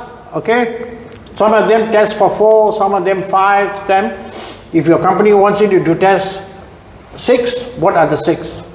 Okay, make sure the expiry date is within that, and there is no broken seal. It must be all pre-packed. Okay, all pre-packed. Number 2, allow the donor to choose. You are not supposed to hand him the kit. Ask him to pick the kit himself. Okay, you don't take the kit and give him. They didn't pick, then ask him to tear. All right, and tear open the seal using bare hands or slit it with a scissors. Okay, number 3, remove the pad. Inside the kit there will be what we call drying agent. Okay, so the drying agent, you remove that. Okay, and any foreign elements inside the cup, it must be completely dry. If it is wet, discard it. Okay, then step 4, visually inspect the cap of the cup to ensure that the cup is intact and push key. Now, I didn't bring the sample today, but basically the cup has got what we call a locking system. Once you close that one, you cannot open. Okay, you cannot open, so that the integrity of the sample is kept. Okay, now because inside that cup is what we call the A and B sample. Okay, I'll explain next more about that once we do the practical. Number 5, hand the cup to the donor for collection of the sample. So you take, once the everything has been observed, and you get him. Now, once you give it to him, he will go to the toilet to collect. During the collection of the sample, the technician must witness the process of taking into consideration privacy. Gender needs must be strictly followed. Refer to the chain of custody and urine collection. Now, what do you mean by gender needs? I mean, you know, he cannot close the toilet. You cannot lock the toilet. Okay, the toilet door must be ajar. So if it is a lady, you use a lady to observe. Okay, very obvious lah. Then guys, you cannot close it. Okay, and sometimes all the water outlets all must be sealed. Okay, you must seal the water outlets. Number 7, urine sample collected should be a minimum of 30 ml, but not to exceed the indicated maximum line. There's always a minimum and maximum. It must be in between. You don't exceed and you don't go below that. Right? Okay. All right, any questions on this? Number 8, seal the cup in the presence of the donor. You must seal it, make sure that it is locked and the seal is put until completely tight. Ensure that the serial number of the cap and the cup matches. Okay, make sure that everything is intact, the number is different. Fill all the details requested for in the sticker of the label given in the presence of the donor. That means whatever information that is required, it is filled by him. Okay. After completion, please ensure that the donor signs the label in the technician's presence. Make sure he signs. He signed on the cup, on the label, plus the chain of custody. He has to sign, right? Okay. To validate the details written on the blank spaces, ensure all details are correct and verified by donor and technician. You have to ensure that everything has been filled. There's no blank space. If there's any blank space, you put there an A. Not applicable. Number 10, check the temperature of the cup. When you take the temperature of the cup, you will know whether he has added water. The temperature will be between certain range. And if it is not within the certain range, it will not light up. So you know it's tempered. Okay, between 90 degrees to 100 degrees. That is the range. Or equivalent in Celsius. Okay. When placing the sticker label on the cup, ensure that the 3 flaps are stuck on the top of the cover completely. Ensure that the flaps are not torn or broken. This is to ensure integrity of the sample. Okay. Make sure that the proper sealing is done. Okay. And they are properly managed. Don't, if it can be torn, don't use that seal. Change that seal. Okay. So must ensure that everything is properly administered. Only use the key. Then you have a key. You'll be shown a key. You press. When you press, urine will flow from the B sample to the A sample. Okay? And the B sample will remain there. There is it's only lateral flow, one-way flow. It cannot flow back. Cannot. Okay? Place the chamber indicated on the cup. Turn the key clockwise until it reaches a locking position, which is half a circle or semicircle. Do not force it further than or reverse the key. Okay? That means it will flow inside, open, close. Don't push it further. Once it is closed, it's closed. Okay? It opens, urine will flow, that's A sample, and it closes. The B sample, if there's a positive case, the B sample will be tested by the lab. They all use the A sample. Visually observe the urine moving up. Suddenly you'll see the urine moving up. Okay? The lines, there's two lines. One is calibration line or control line. The other one is a test line. So the calibration line will come out. Then you wait for maximum 10 minutes. If there is line, then it's a negative case. If there's no line, it's a positive case. So that's how you identify the results of the cup. Okay, so now step 13. Visually observe the urine moving to the collection chamber to the testing, which is automatically. There should be no spillage or leaks. That means the urine cannot be, there's no leak. Because if there's a leak, change and use a new cup. Okay. Number 14, the analysis is taking place. The urine is seen as moving upwards and absorption occurs in the reaction pads. A pink solution follows upwards on all parameters simultaneously. That means if you're using 5 drugs, all will come out similarly. Okay, the first control line, then the test line. Okay, if there is no test line, then no. Okay, within minutes you will see the control line appearing, the test line appears or not. If the lines don't appear, wait until a maximum of 10 minutes to read the results. Refer to the interpretation chart for verification. Okay, so when you see the line, if it is not there, maximum 10 lines, 10 minutes. After that you read positive or negative. Record the results of the test, written or computer generated, as evidence of testing. Okay, so that has been already been briefed to you all. Okay, once you do that, kindly take note of the following. This process and testing is termed as screening using immunoassay. That is the method. All positive central must be verified by a second test using confirmation of results, a GCMS or HPLC method. This is the International Protocol for Drug and Plasma. GCMS means gas chromatography mass spectrometer. HPLC is high performance liquid chromatograph. Okay, this is the method, the only recognized method for confirmation tests. Donor is referred as the person who is being tested. He's called a donor. Technician is referred as a certified person carrying out the procedure, testing and interpretation of results. Recommendation: ensure a SAP is present. What do you mean by SAP? Is substance abuse professional.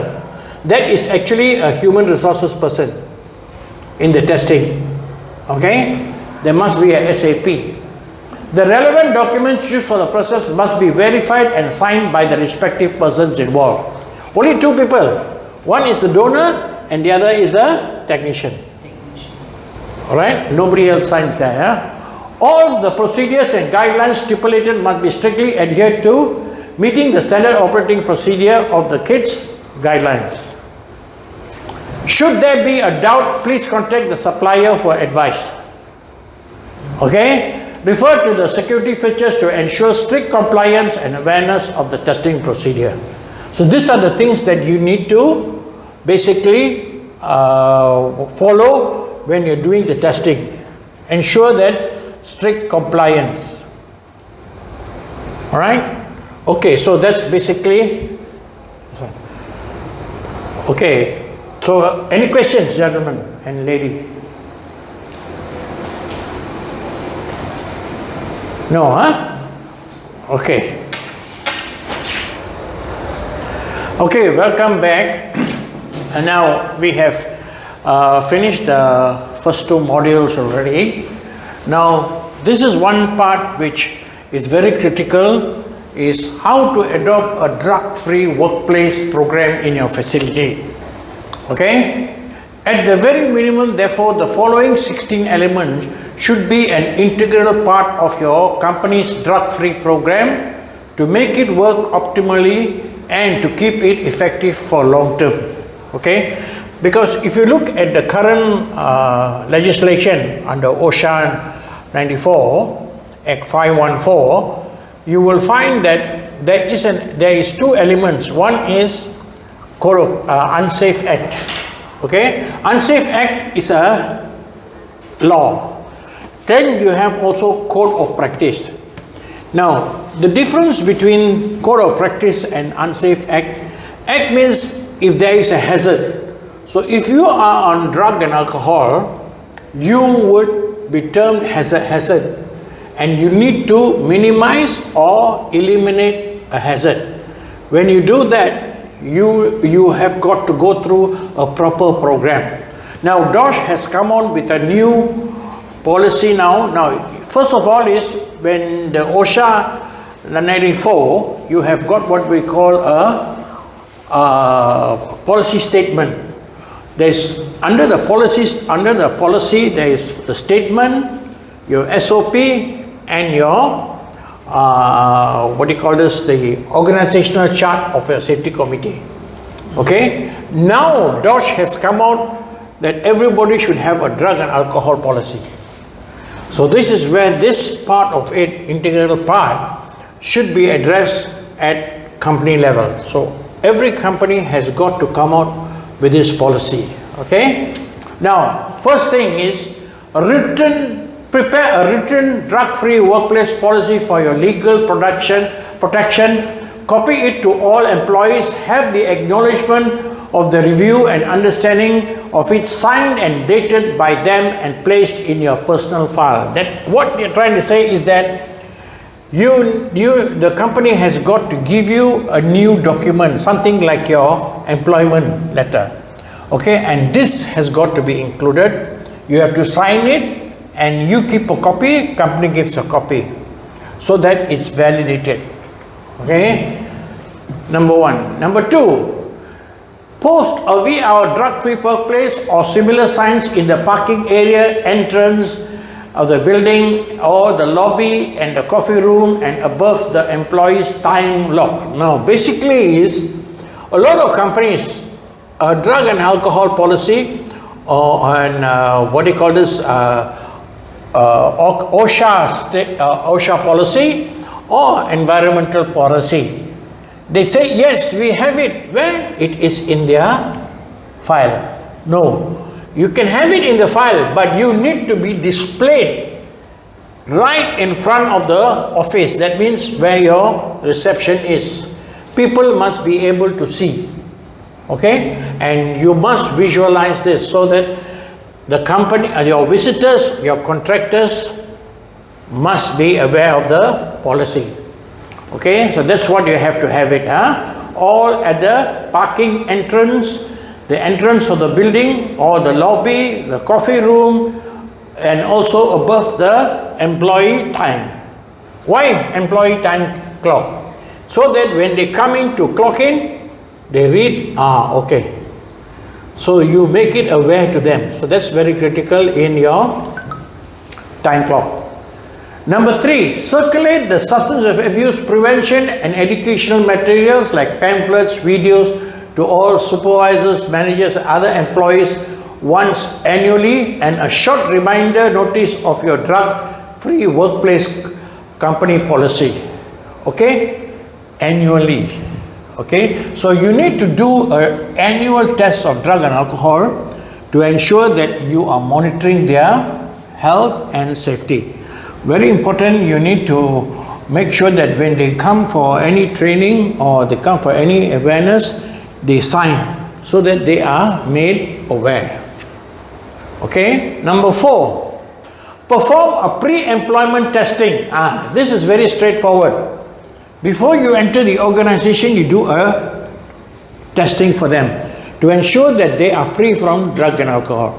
Now, always don't inform them. It must be unannounced so that they're not aware of it.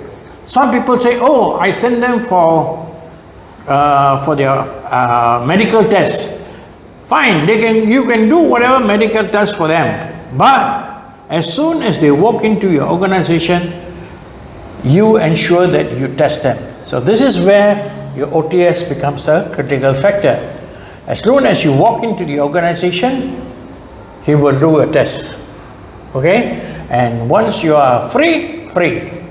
So it's also when DOSH comes and does an audit in your place, they have the evidence of testing. Right? Okay, so that is 3. Now 4.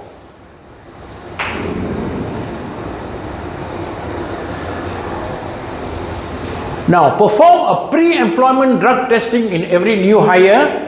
Those tested positive for drugs should have their employment immediately rescinded, no matter how qualified they are, otherwise appear to be positioned, no matter how badly you need them to fill the position. That means what they're trying to do is, you test them as they come in. Now they may positive. immediately resend their appointment letter.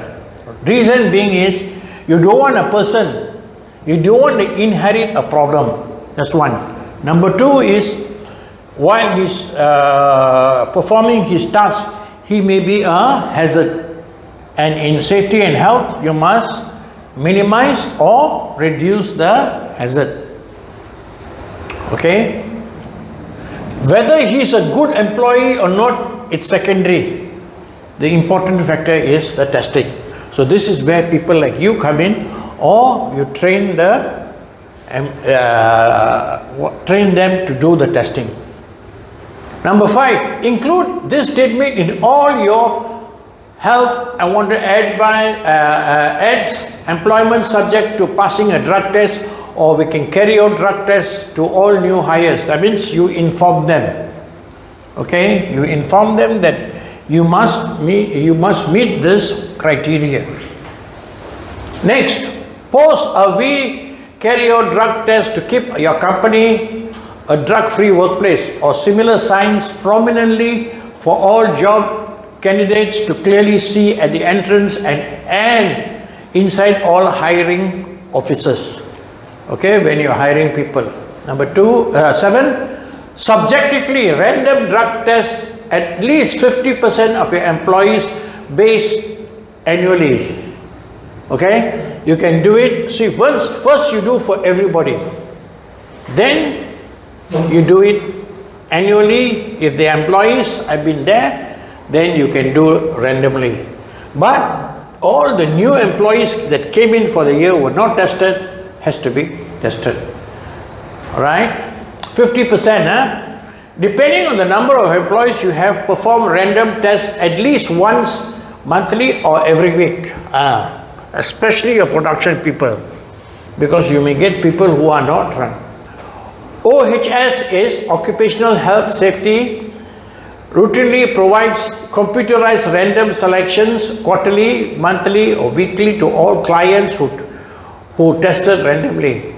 Industry experts agree that ongoing random testing is the single most effective deterrent to ongoing workplace abuse.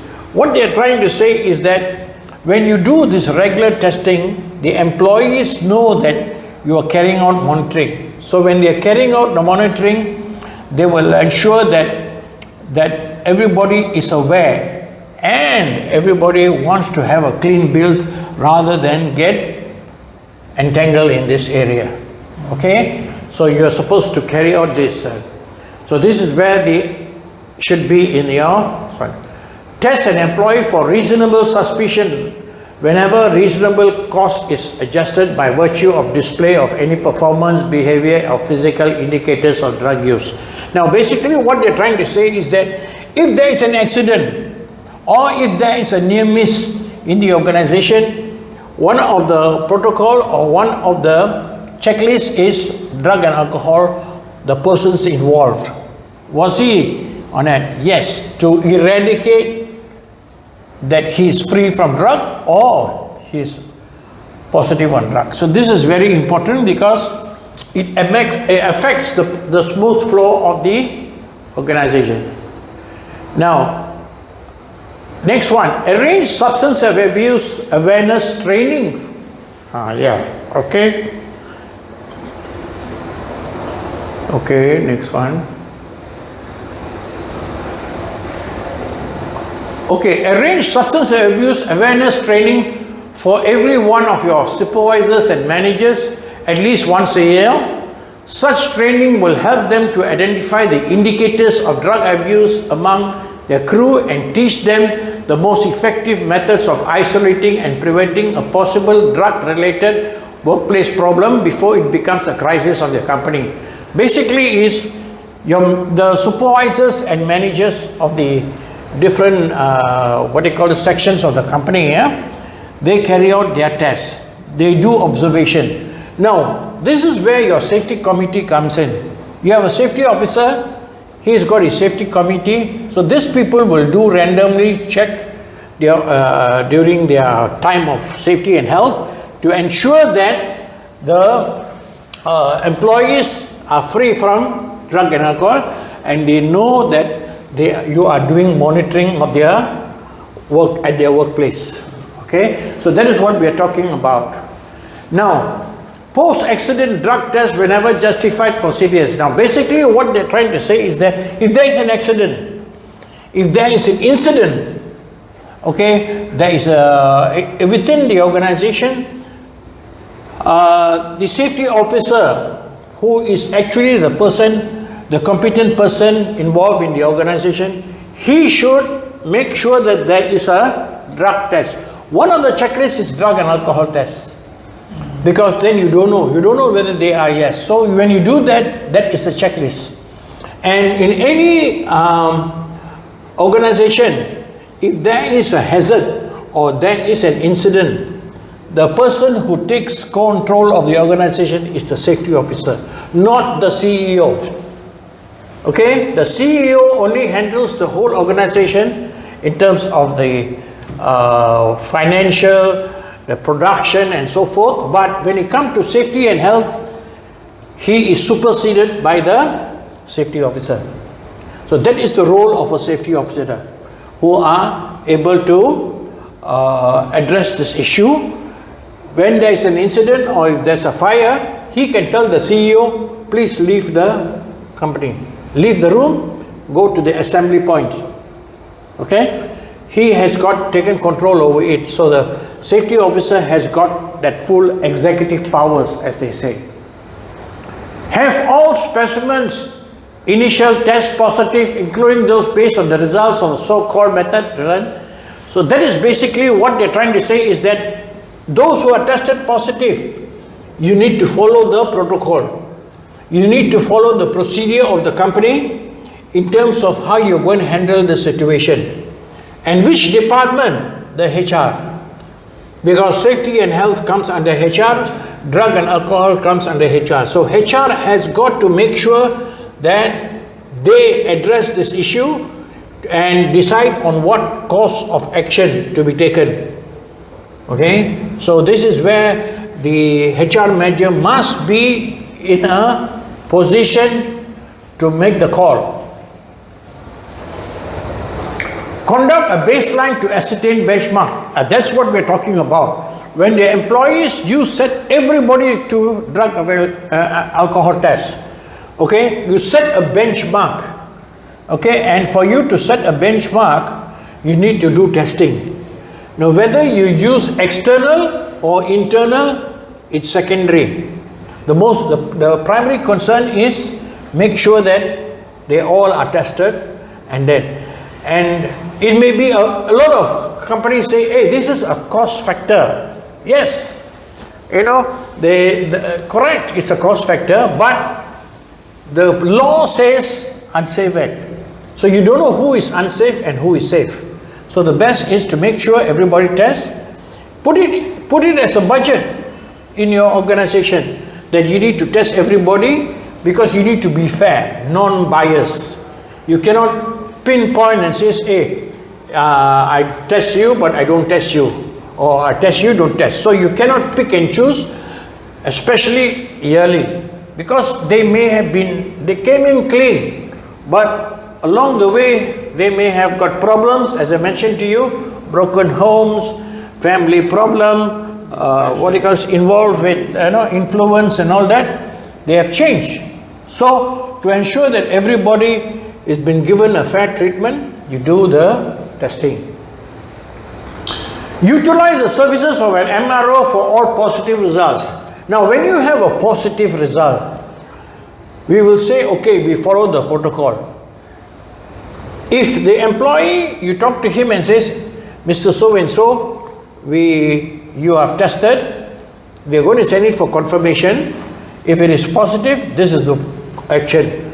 So you either resign yourself, or we send it and then it becomes a black mark if it's a positive case. So you give him an option. Sometimes they say, I resign. We don't talk about it because his future employment may affect. So when you send it for confirmation and it comes back, then you can take action. So normally HR's job is to talk to him, explain to him and tell him, okay, this is the condition.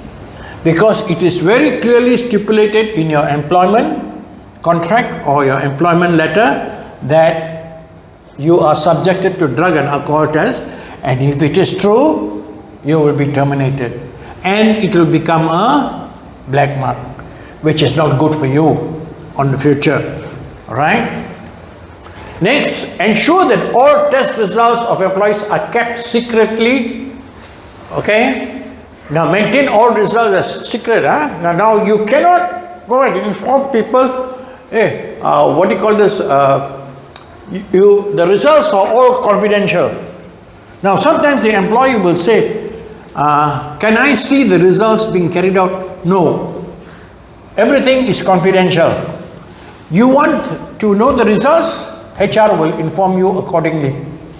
Okay? You are not supposed to. Correct.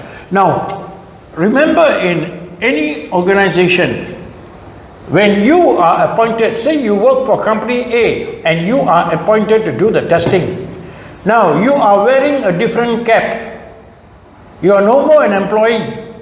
You are a contractor, temporary contractor. So, you are not to answer any questions about the company. The question should be the SAP. Remember, we are talking about the SAP? Substance abuse professional. That is the HR person. They will answer question. You only carry out the test.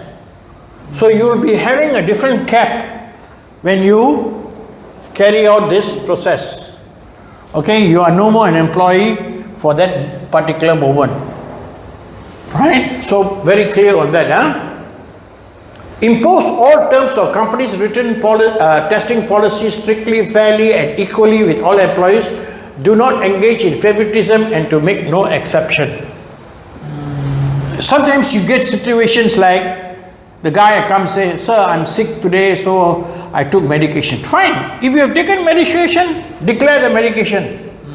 What medication you are. But you are subjected to take the test. There is no excuse. Because tomorrow, as you said, fairly, you can say, why he doesn't have, I must take. So there will be this element of doubt. So you need to make sure that everyone is treated fairly and there is no exceptions. Okay? Ensure that all employees are subjected to the initial test, then ongoing process of random. That means basically is everybody needs to be tested. Then you do randomly if there is an incident, accident or suspicion that drug of abuse is in the class. Okay? Alright, any questions on this?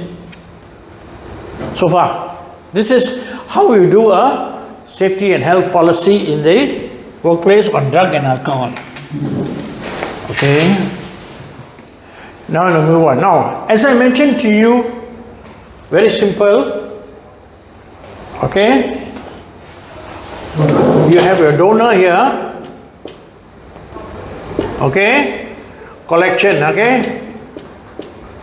Collection of sample. Okay? Alright? Then you move on.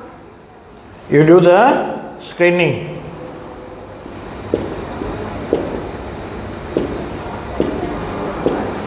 Okay?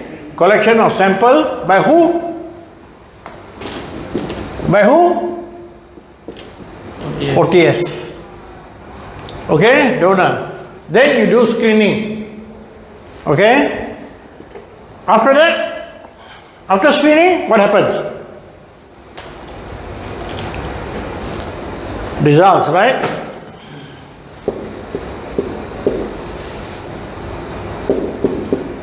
Okay? Alright? So, results. Then, now, negative.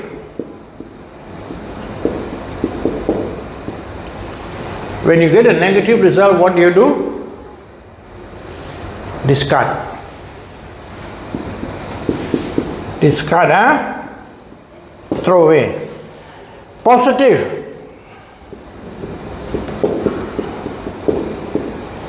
Send to lab.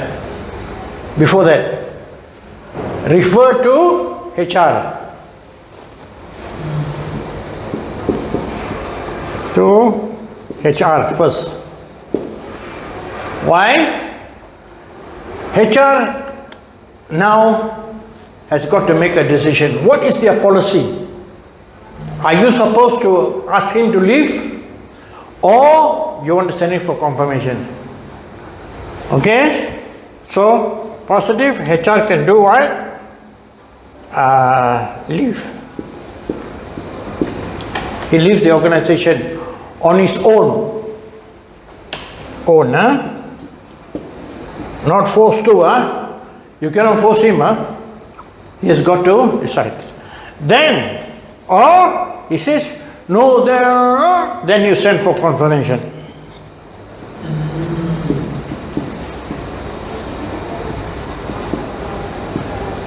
So the HR is the one who makes the decision. Yeah. Correct. Actually. How does HR make the decision?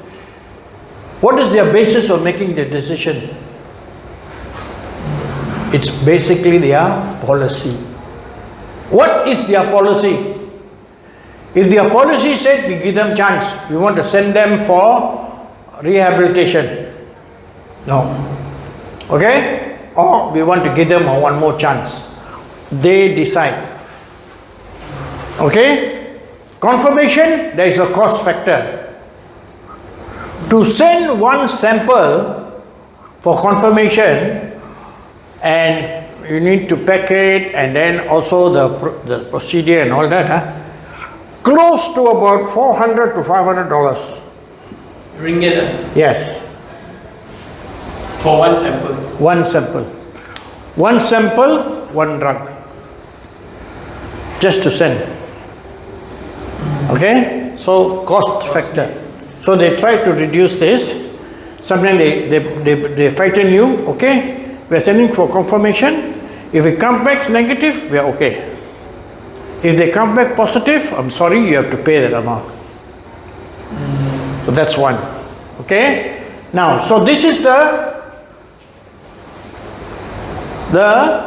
line of duty, or the chain, as they call it.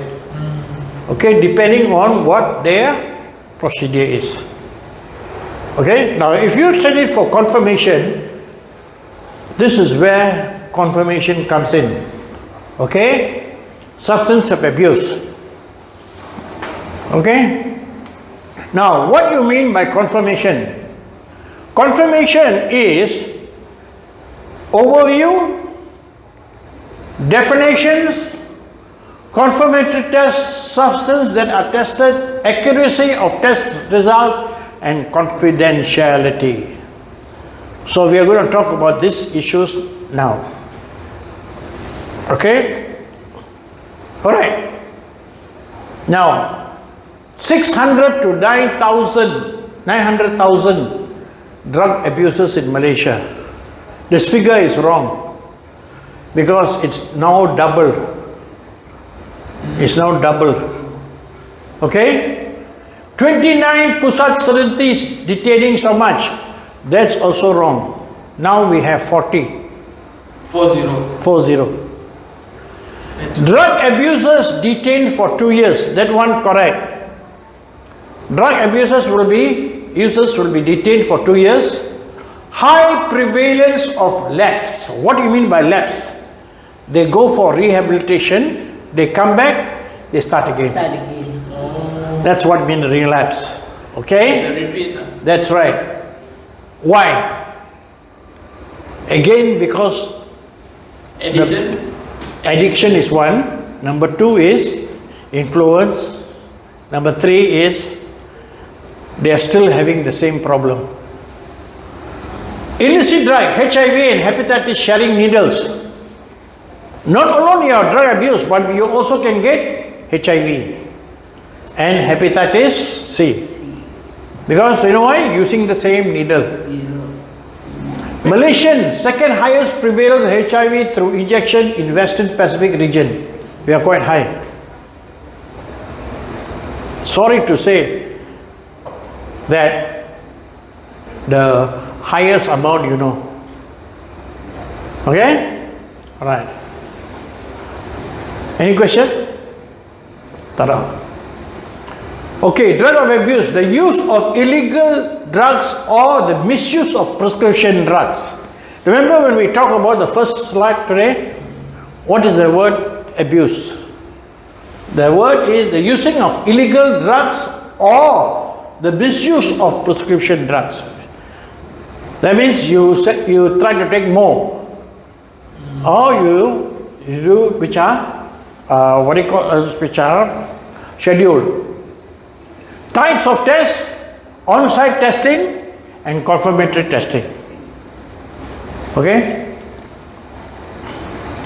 Now, when do you test? Pre-employment, before hiring; post-accident, on-the-job accident involved human error; for cause, reasonable suspicion behavior. Okay? So this is where when you do carry out testing. Definition of confirmation test: a second analytical test to identify the presence of a specific drug or metabolite. Now, the meaning of this is they want to see what is the analysis to give you exactly what is the drug that is involved. A lot of the drugs that I showed you earlier are family names, but we want to specifically focus on the Scientific. That's right, the scientific as well as the individual drug. Okay? Definition of a medical review officer: a licensed physician with knowledge of substance abuse disorders. She's a licensed, that means she's gone through he has gone through a specific program, okay, to specialize her. Performs a final review of all drug tests. They perform a final review. Determine whether there is a positive alternative medical explanation of a confirmed drug test result. That means is that they want to determine whether he took drugs, or maybe it was through food substances, or maybe induced. Okay? So the person who will decide this is an MRO, medical review officer. Any specimens which upon laboratory analysis is found to be contain an amount of an illegal drug greater than or equal to an established threshold level for that drug or drug metabolite. Basically is once there is a positive case. Okay, whatever it is, that cup that you use are all properly administered. That means the protocol is followed and it meets the criteria of a testing kit. Okay, that's what they're trying to say here. Confirmatory test conducted according to Substance Abuse Mental Health Services Administration (SAMHSA) guidelines, accredited laboratory. This is an international standard. They call it SAMHSA. Okay, it's a international standard. Includes screening tests. Screening test is the first line of defense. Confirmation tests. Opportunity for split sample. When you use a deep cut, you have to call it 2 tests. You have to test, you have to collect 2 tests. Okay? And then review by MRO and provide a legitimate medical explanation for the positive. That means the MRO will explain to you how this positive results came about. Okay? Alright. So we take 5 now. Okay, now let's continue from where we stopped. Okay, now management should identify in the policy what substance that needed to be tested. Okay, now these are some of the tests that they carry out: 2, 4, 6, 8, 10. Some got 11, some got 12, some got only 5, some got 4, and so forth. So the most important thing is how many tests did you want to test it. Okay, and depending on the organization and the industry. Okay, like Monday we are going to test, it's 6 drugs. Okay, the shipping also 6. Normally police will test only 5. Okay, so it depends on what the company's policy is. Okay, testing for alcohol, testing using saliva or breath. But for drugs, metabolite of the drug, okay, is urine. Alright? The most effective way is blood, but it's impossible. You cannot go there and start bleeding the blood. It's difficult to ascertain. So the next best is urine. Okay, drugs, effects of any drug dependent on several factors. The amount taken at one time. How much they taken? The user's past drug experience. Was the drug being used previously, and how often he has been taking? The manner in which the drug is taken. The manner means either pill or injection or smoking. Okay, so that is the manner. The circumstances on which the drug is taken, the user's psychological and emotional stability, the presence of other people, the stimulants, use of alcohol and other drugs. Basically is, why did they take it? Where did they take it? Was it because of somebody's influence or because it was under medication and so forth? Okay, tolerance and dependence. What do you mean by tolerance? That means, are you able to control if you take drugs? Are you depending on the drugs to move on in life? So sometimes when you find that you're not in control, like say for instance, you are very weak, no confidence level. So you take because you want to be more confident, and you actually, this is what we call inducement. Withdrawal symptoms. As I mentioned to you, once the drug is in your blood system, because of your metabolism, they will wear off. They will wear off, come out as waste in your excretion or in your urine. And then, however, not everything comes out. Some will stay in your body, okay, and starts attacking your organs. Okay, that's where the problem starts. Okay, withdrawal symptoms. Okay, these are some of the drugs which I won't go into detail because this one you can read it yourself. Like say common names, they call pep pills, co-pilot, speed, amphetamine related drugs, like some of us here don't take coffee, right? So because caffeine, okay, they've got caffeine. And then it is sniffed, smoked, injected or taken orally, affects loss of appetite, irritability, high blood pressure, fatigue, weakness, initial calm effects, violent uses, infection with unsterilized needles. Okay, these are all the effects of it. False positive is the presence of adrenaline or afferent found in nasal congestion. This is oxidized to clear this. Okay, this basically is done by the MRO. Is to determine what is a false positive. Okay, a positive methamphetamine sample should also be tested for amphetamine for confirmation. Okay. Okay, this is how crystal methamphetamine looks like. Okay, this is what the meth mouth. Cannabinoids, marijuana, THC, street name grass, weed, dope, hash. Effects: relaxed, lively, talkative, giggling, anxious, fearful, confused. Dangers: slow reaction time, decreased muscle strength, decreased attention span. Excuse me. Affects short-term memory. Okay, So this is what happens. Long-term effects, smoking, okay, causes bronchitis, cancer, psychosis. Confirmation is by, excuse me, all right, yeah. Confirmation is by GCMS. Daily use remains positive 7 to 30 days.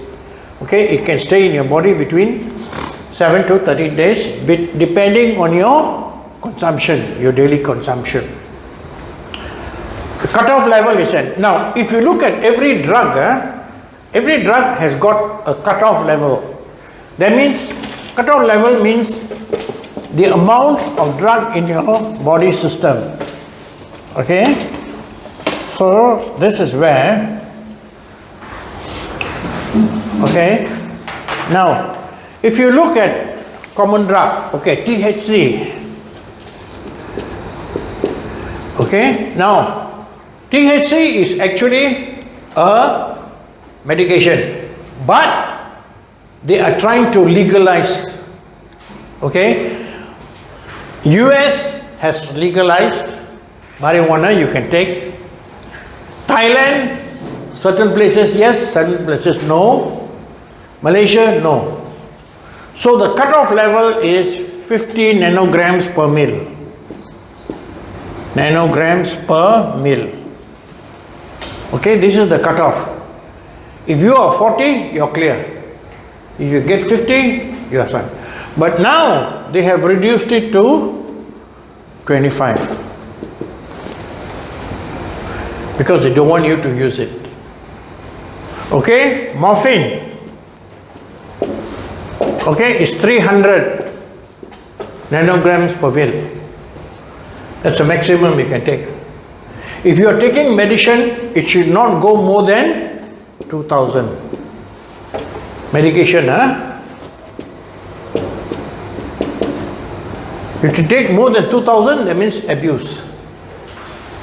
Okay, amphetamine, methamphetamine, MDMA, all this is previously is 1000 nanograms per mil. Now reduced to 500. International is 1000, but Malaysia reduced to 500. Okay, the other one is cocaine. Cocaine is 300, now 150.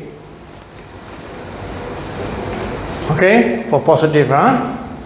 And so forth. So you go, so these are the drugs. Then you got benzo, barbiturates.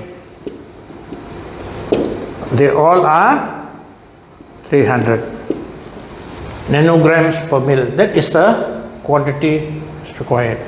Once you hit this one, it's positive. Anything below, negative. Okay? Then you got other drugs and all that, so forth. So this is what we call cutoff level.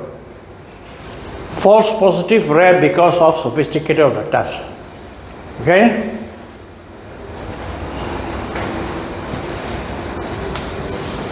Okay, this is how cannabis plant is.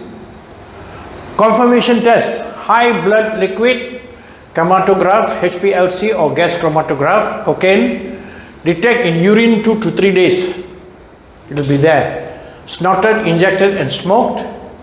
Street names: coke, blow, crack.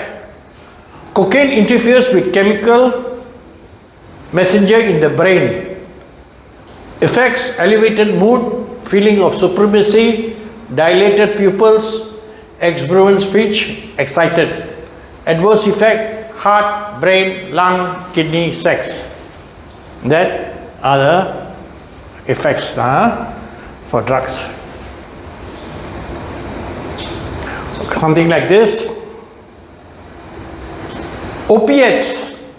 All class of drugs derived from opium poppy. Opium, in school you all study the opium war and all that kind of. Morphine, heroin, codeine synthetic with opium. Confirmation by GCMS, cutoff level 2000. Why 2000? If you are on medication. Detection 28 to 48 hours and then codeine and morphine 2 to 3 days, depending on metabolism. Next one, opiates effects are delivered more than smoked, pleasure, constipation, relief of pain, pinpoint pupils, freedom of anxiety, promotes endorphins. Withdrawal is getting a flu cold turkey. Okay? Benzylidine.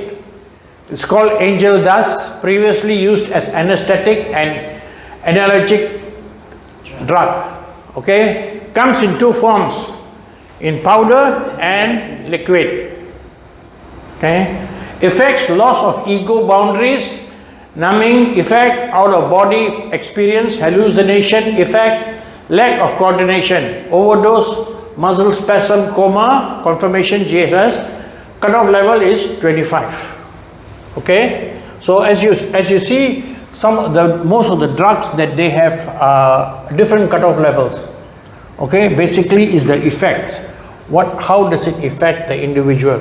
As I mentioned to you earlier, that the drugs are taken for you to develop your antibodies or to develop your strength to fight against the disease.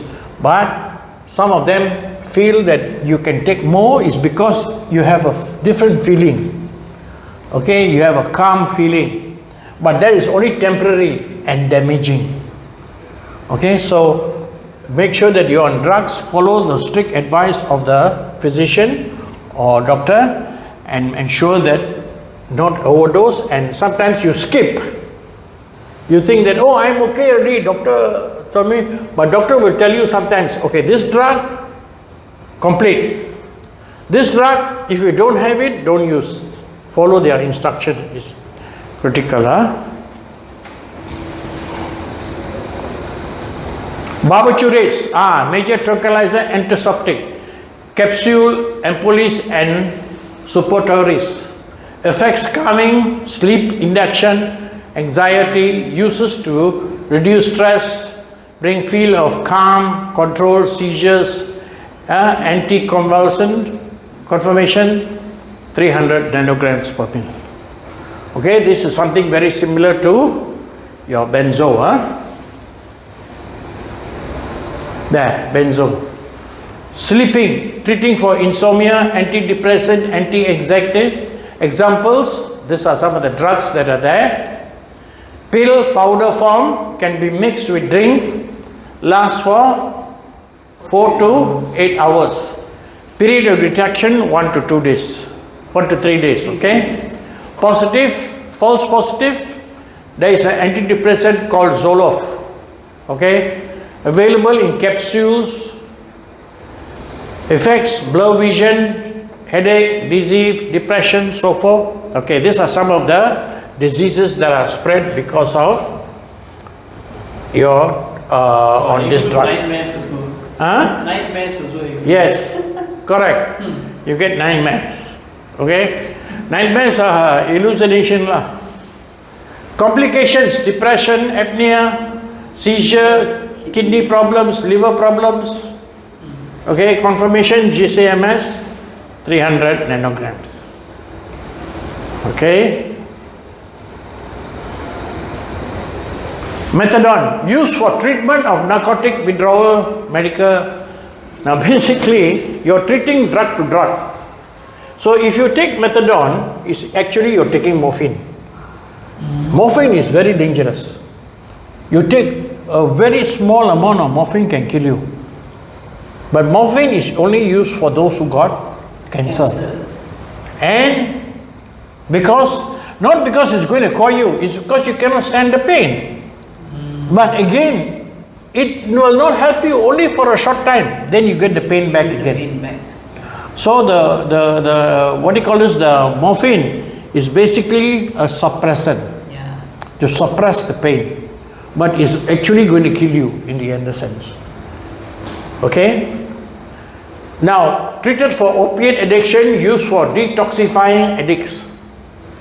Okay. Basically, what it's trying to do is to clean yourself. It cleans yourself, correct, But how much it cleans, we don't know. Okay, so this is subjective. And then there's a risk of abuse, specific tests for methadone, side effects, usual auditory hallucination and irritability. So if you abuse it and you don't use it under prescription, you can get addicted to it. And once you get addicted to it, you are not able to respond and you become more and more indulged in that drug. Okay? Okay, it looks like that. Alcoholism is a disease. Alcoholism runs in the family. Okay, alcohol test, breathalyzer or saliva. As I mentioned to you, what is the drug in alcohol? Ethanol. Okay, ethanol. So they do a test for it, and the only way that you can detect. You see, alcohol is more dangerous than drug. Why? Once you get addicted to alcohol, you need it to replenish every day. Every day you need to drink. Drug, it is there in your body for 2-3 days. So it's not every day. Okay, so it's very difficult once you're on alcohol, very difficult to treat. You know, you need to, yes. What should a DNA policy include? Okay, remember earlier we discussed a drug and alcohol policy should contain a clear outline of the aims and purposes of the policy. Okay, what is the aim and what is the policy? Stipulated. Who is supposed to draw up this? HR. It should explain who is covered by the policy and whether a particular group, employees carrying out safety critical work, is subjected to tight restrictions. Okay, certain people like in US and all that, in overseas, they accept 0.02, 0.04. Here, 0. Okay, here is 0. Okay, because number one is our policy. It should also set out an overview of the testing process, including explanation why tests are carried out, who administers them, and what happens if a test proves positive. Normally in Malaysia, what they do is they carry out, especially the foreign workers. When they come in, if they are smelling, they test them, and what they do is tell them, you go back home today, your pay is cut, you start work tomorrow, you come back tomorrow. So they will read it, because alcohol is 24 hours. After 24 hours, they are okay. Okay, so they take, and normally these foreign workers, they go for the cheap liquor. Cheap liquor is very dangerous and very high content alcohol. Okay, gives you one kick and then will kick you back. So that is very critical in that sense. Okay, so alcohol, a lot of foreign workers here take on that.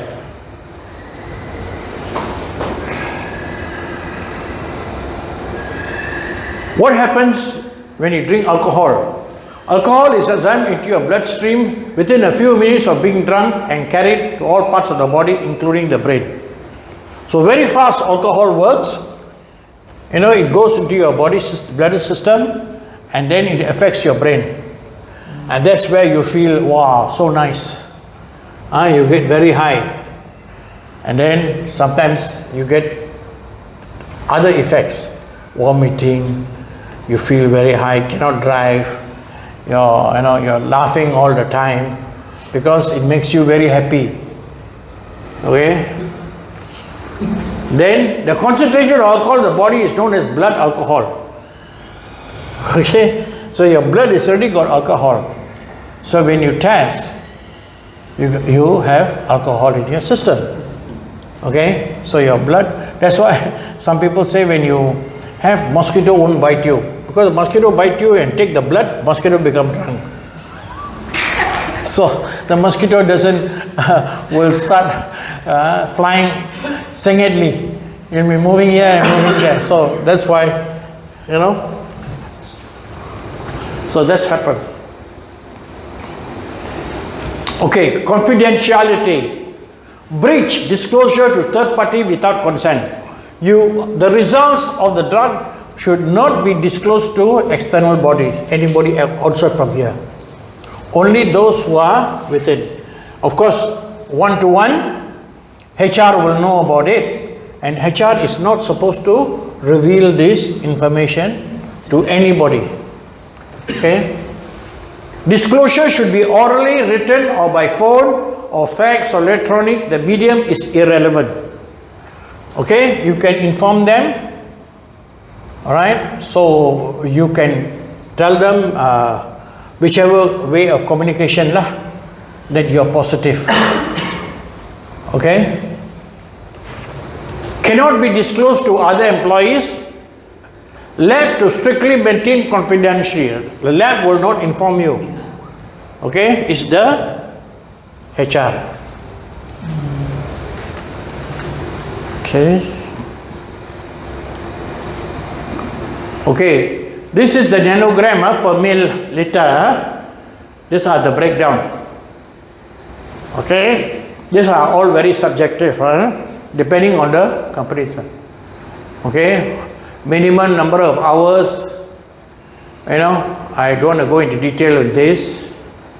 Okay, tobacco there, 4 to 6 hours. Okay, how often is used? Thank you. Okay, any questions?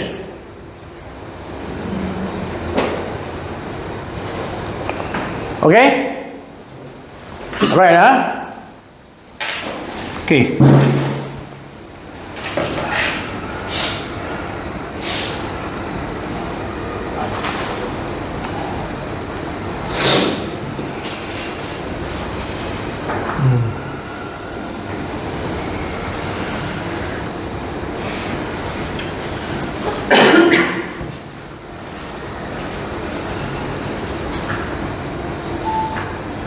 Okay.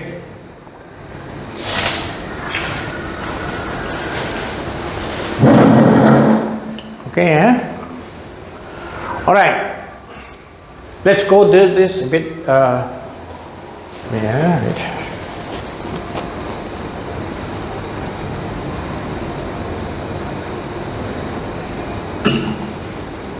Okay. Why have a drug and alcohol policy? Okay. Employees have a legal duty to protect employees' health, safety, and welfare. Understand the signs of a drug and alcohol misuse will help you to manage health and safety risks at the workplace. Develop a policy to deal with the drug and alcohol related problems and support your employees. Basically, is to safeguard the other employees, to safeguard the condition of the employees, to safeguard any accidents or anything pertaining to a hazard in the organization. So you need to have a policy so that you know what you're supposed to do and the employees are briefed on the policies. What will they do if they are caught positive? What does a drug policy do in the workplace? The drug policy should clearly state the aim and policies such as to protect employees' health and welfare, prevent drug and related incidents, fostering a safe working environment. Okay? What you're trying to promote is safety and health at the workplace. Okay? And to ensure that all employees are working in that environment, in the working environment that are very happy, they feel that they are safety is that company is taking safety aspects, and also to ensure that their health is taken care of. Okay. What to do if you suspect an employee is on drugs? Do a screening to ascertain a negative or positive result. If positive, carry out the necessary action. If negative. So basically what you're trying to say is that you want to ensure that the employees have been tested. If tomorrow Dosh walks in and says, okay, can I do an audit on your company? So you have this, what is the document? Can you remember? What is the document that you will perform when you're performing a drug test? What is the name of the document? Chain of custody. Okay? That's the chain of custody. That's the format. Okay? So this way you show, Dosh, we have done this. Here are all the employees. Can you sack someone for taking drugs? No. It is true that the employee is guilty of taking drugs even outside work, leave themselves exposed to dismissal on grounds of either capability, conduct, or some substantial reason, especially if the use of drugs in caution itself is illegal. That decision cannot be automatic. Okay? If they give you a contract and says that if you are caught positive, we'll terminate your services. Fine. But if you are an employee, you're binded by HR and company's policy. So what is the company policy? That if you are tested, so the company's policy is critical. But the normal policy is to send you for confirmation. Okay? So that is the guideline. How can alcohol and drugs affect your work? They can, because when you take drug and alcohol, you're not in control of your senses. You're not in control of your emotions.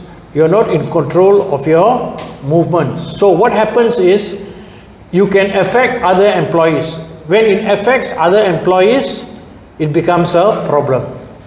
So you are in an unsafe environment. Okay? Can you excuse an employee for being on drugs? Okay? That's again the policy from the company. Company say excuse means, that means they send you for rehabilitation. Okay? Certain companies have got this policy. So it depends again on the HR policy stipulated, so that you know what is your, how do you go handle it. Can you refuse a drug test? Refuse to be tested. Okay? As I mentioned, first line of duty, non-bias. Second line of duty, random. So you should test everybody, then go randomly. Okay? So that's how it works. But Must be but in an employer, can the safety officer be also made to test by the HR? Yes, yes. If you send everybody, whether it's the CEO is also bound, including every employee of the organization must be tested. You can, if your CEO is not tested, you can go to HR, and if HR gives you but let me ask you, would you go in, if your CEO didn't get, would you go? You know, but you can still fight that case. Yeah. Alright, you can fight. Sack you because of that.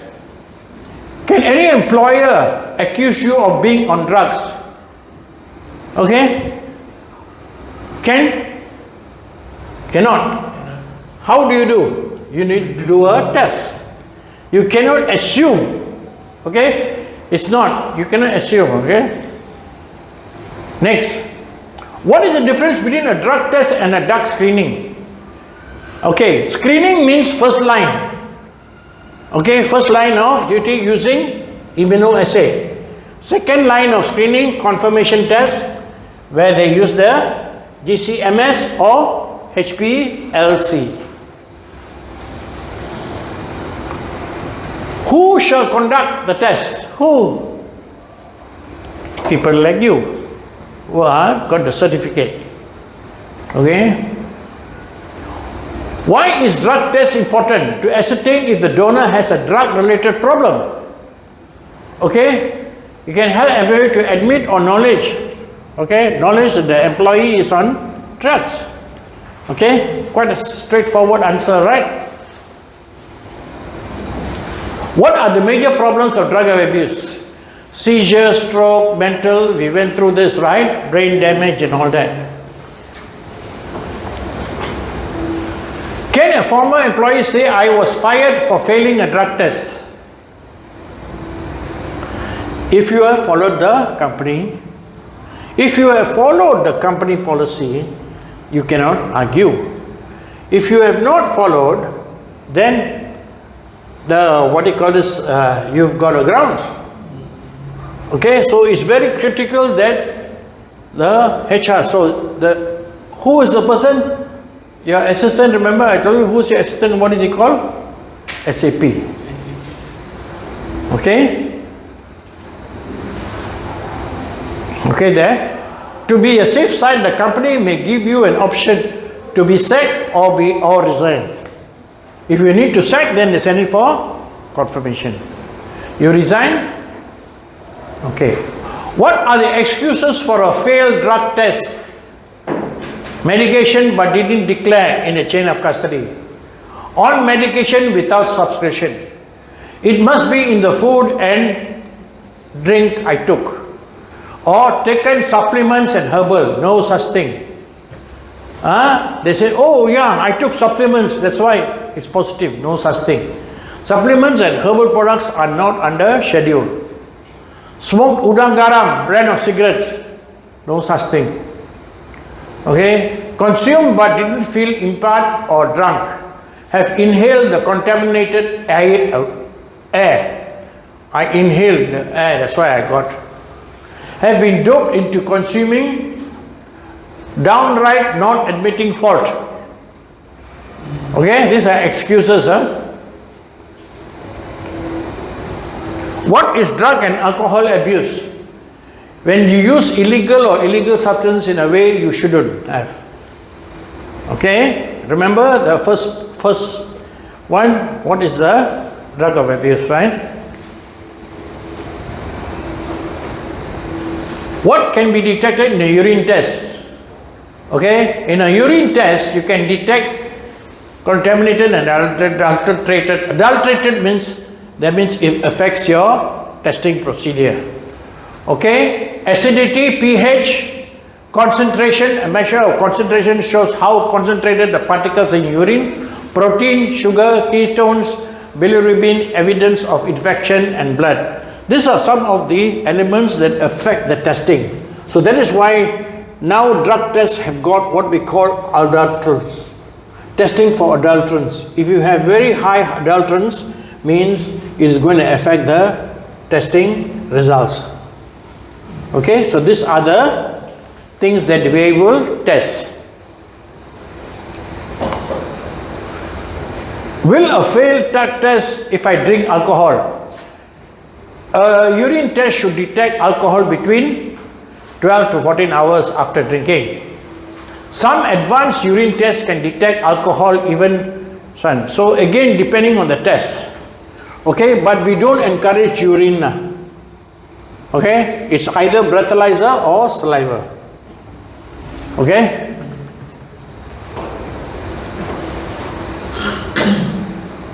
Can you drink alcohol the night before a drug test?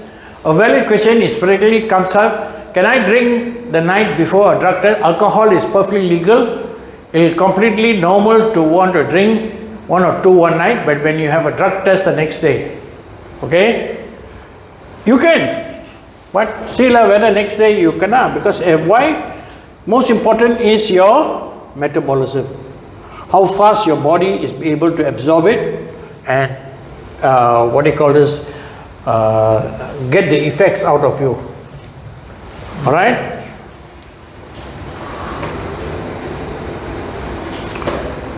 How long is a drug test valid for? It's between 5 to 10 days depending on your consumption. Alright? What are the pros and cons of drug testing?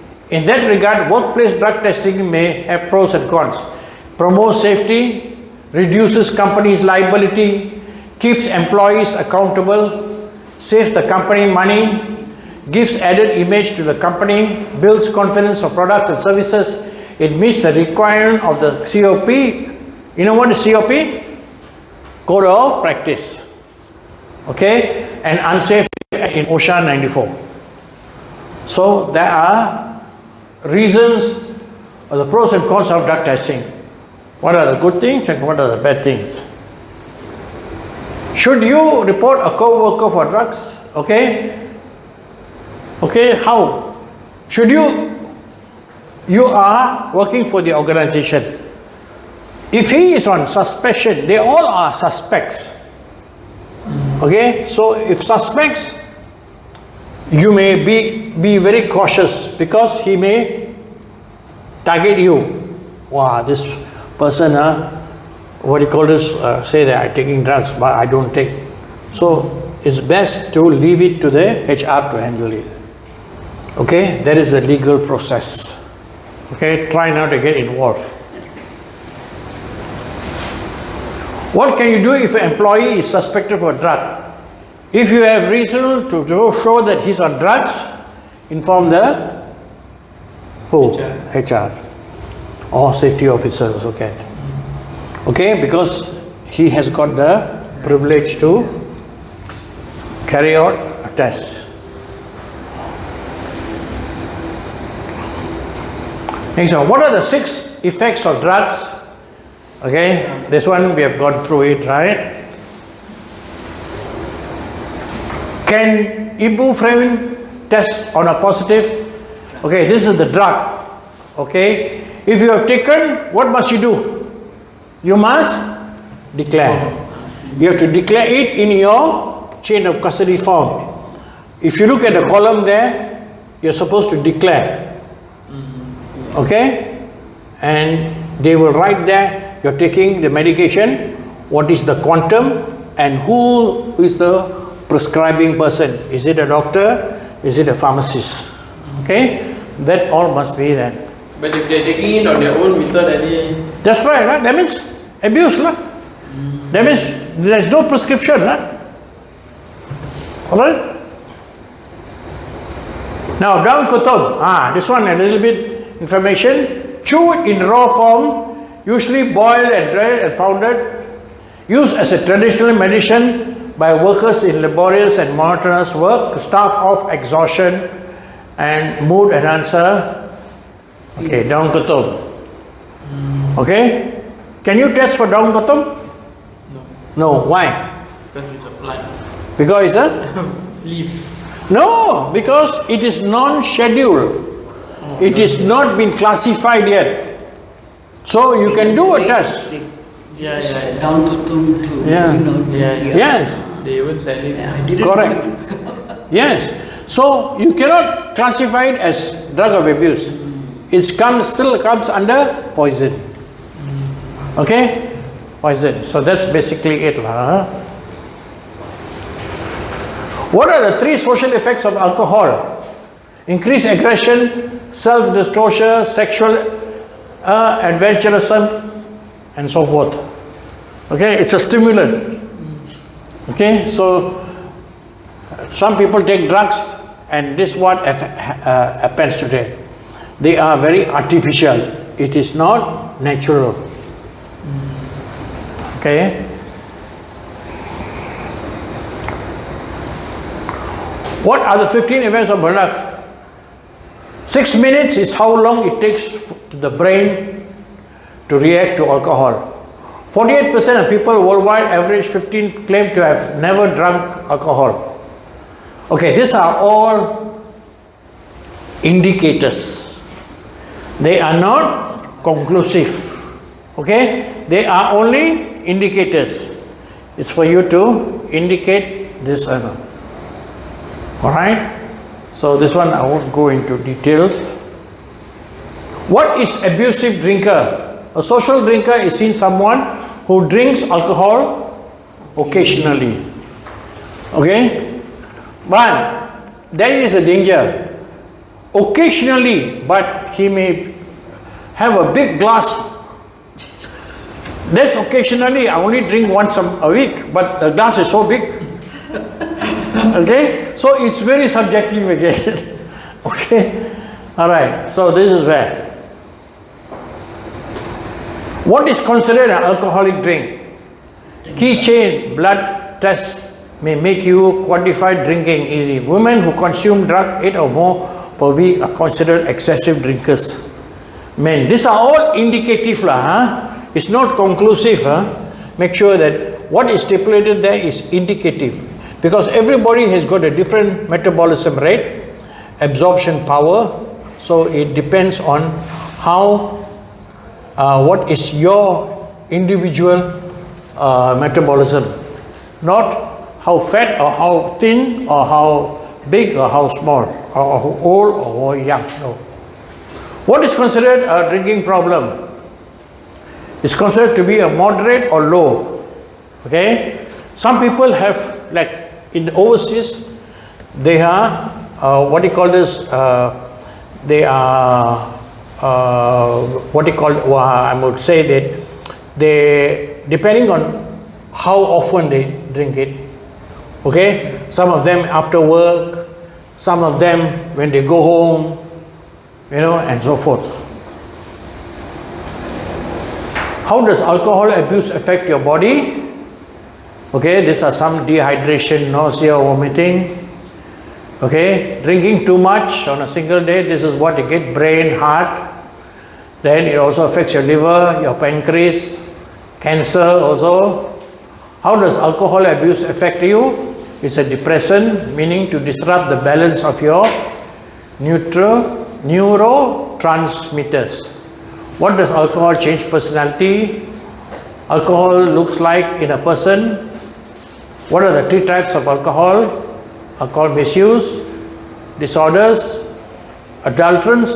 This one, adulterants, is bulk and dilute the drug. It dilutes the drug, so you cannot detect the content. Okay, complement enhances the effects of negative ingredients, facilitate the administration of the drug, have serious health consequences, even fatal if ID overdose, okay, and so forth. All right. Okay. We are back again. Okay. Now, when we are using kits, there is also a SOP of kits that is required. You cannot buy any kits in the market, but you have to ensure that the kits follow a certain standards. Okay. Now, most of there are in Malaysia one company who also manufactures the kits, but most of the kits come from China. But now the Chinese kits are quite good, proper quality control, accuracy and so forth. So whatever kits that are leaving China has been properly and thoroughly checked, ensure that they meet the international standards. So we cannot assume that they are not good standard, but they are good. So far we have been using it, they are quite reliable. Okay, so let's talk about how the standard of urine collection kits. A collection container, single-use container made of plastic or polypropylene, large enough to easily catch and hold about 55 milliliters of urine void from the body. Okay, basically there's a certain standard of material that used in the collection process. Then there's also the amount of urine. Why is so much 55 milliliters? Is because the first line is screening, the second line is for confirmation. So they must have at one time, it must be the same urine at the same time. So that's why they collect 55. If there is a negative, they just discard it, throw it away. Okay. Must be graduated volume markings levels. Okay, that means there is a marking there. What between how much minimum and maximum, so that you can know how much the urine you require. Okay, there is a markings lah. Must have a temperature strip. Okay, what do you mean by temperature strip? Why do you need a temperature strip? Is to see whether the urine comes from your body, or they have added water, or they have added some substances to dilute the urine. Okay, so that is why they have a temperature. When they take the temperature, it must be between 90 to 100 degrees Fahrenheit, so that it is a genuine sample, not added with other elements. Must be individually wrapped. That means you cannot have all in one plum. Each individual is individually wrapped. Okay, they are not all together, so they must be one to one. And they must have peelable seal and other visible tamper evidence system. Okay, so that means they will have the silica gel. Okay, must be available separately in collection size to address. Now, what do you mean by shy bladder? Cannot urine. Yes, when you cannot urine, you don't have enough because maybe you would have just gone to the toilet, or you are suffering from dehydration. So it's called shy bladder. So what you need to do is make sure that you have enough of water. Okay, drink enough of I went on the ship. water. There was one guy Yes, Yeah. He drank a big bottle of water but he can't urine. correct. You know He why? was the last one to. You know why? Yes. He works in the heat. He works in the machine, in the fire room, very hot. So he will have this problem, dehydration. Very hot. I know. They work in that place. Okay, shy bladder. Okay, then all kits must have a serial number. Okay.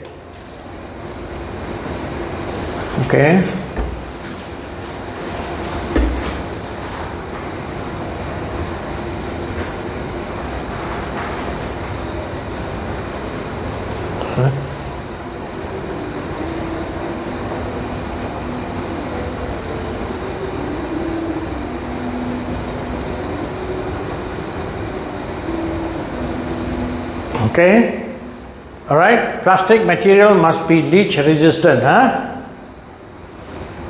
Ziploc. Must use Ziploc, right?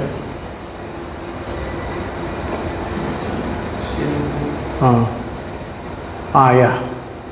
All kits must have a serial number on the cap and the container, so that they cannot change. This to ensure proper documentation and mixing of sample containers. All right. Plastic specimen bottles. Each bottle must be large enough to hold again 35. That's where split sample. You use the dip cut. You have two samples. One is for screening, the other one is for confirmation. Okay, that's why they call it split sample. Okay, must have screw on or snap on caps, like you screw. Okay, not push it, must be strong, because you know why? Spillage.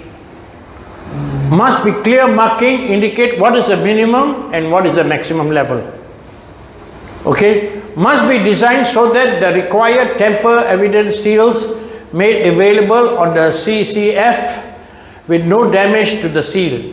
When the employer initially knows the chances of seal overlap will conceal printed information. Okay, make sure that it is properly written, which is legible, can be seen, and then there is no damage to the seal. Because the only damage you can do is when they do for confirmation tests, because they will have to break the seal. Okay, so that is very critical.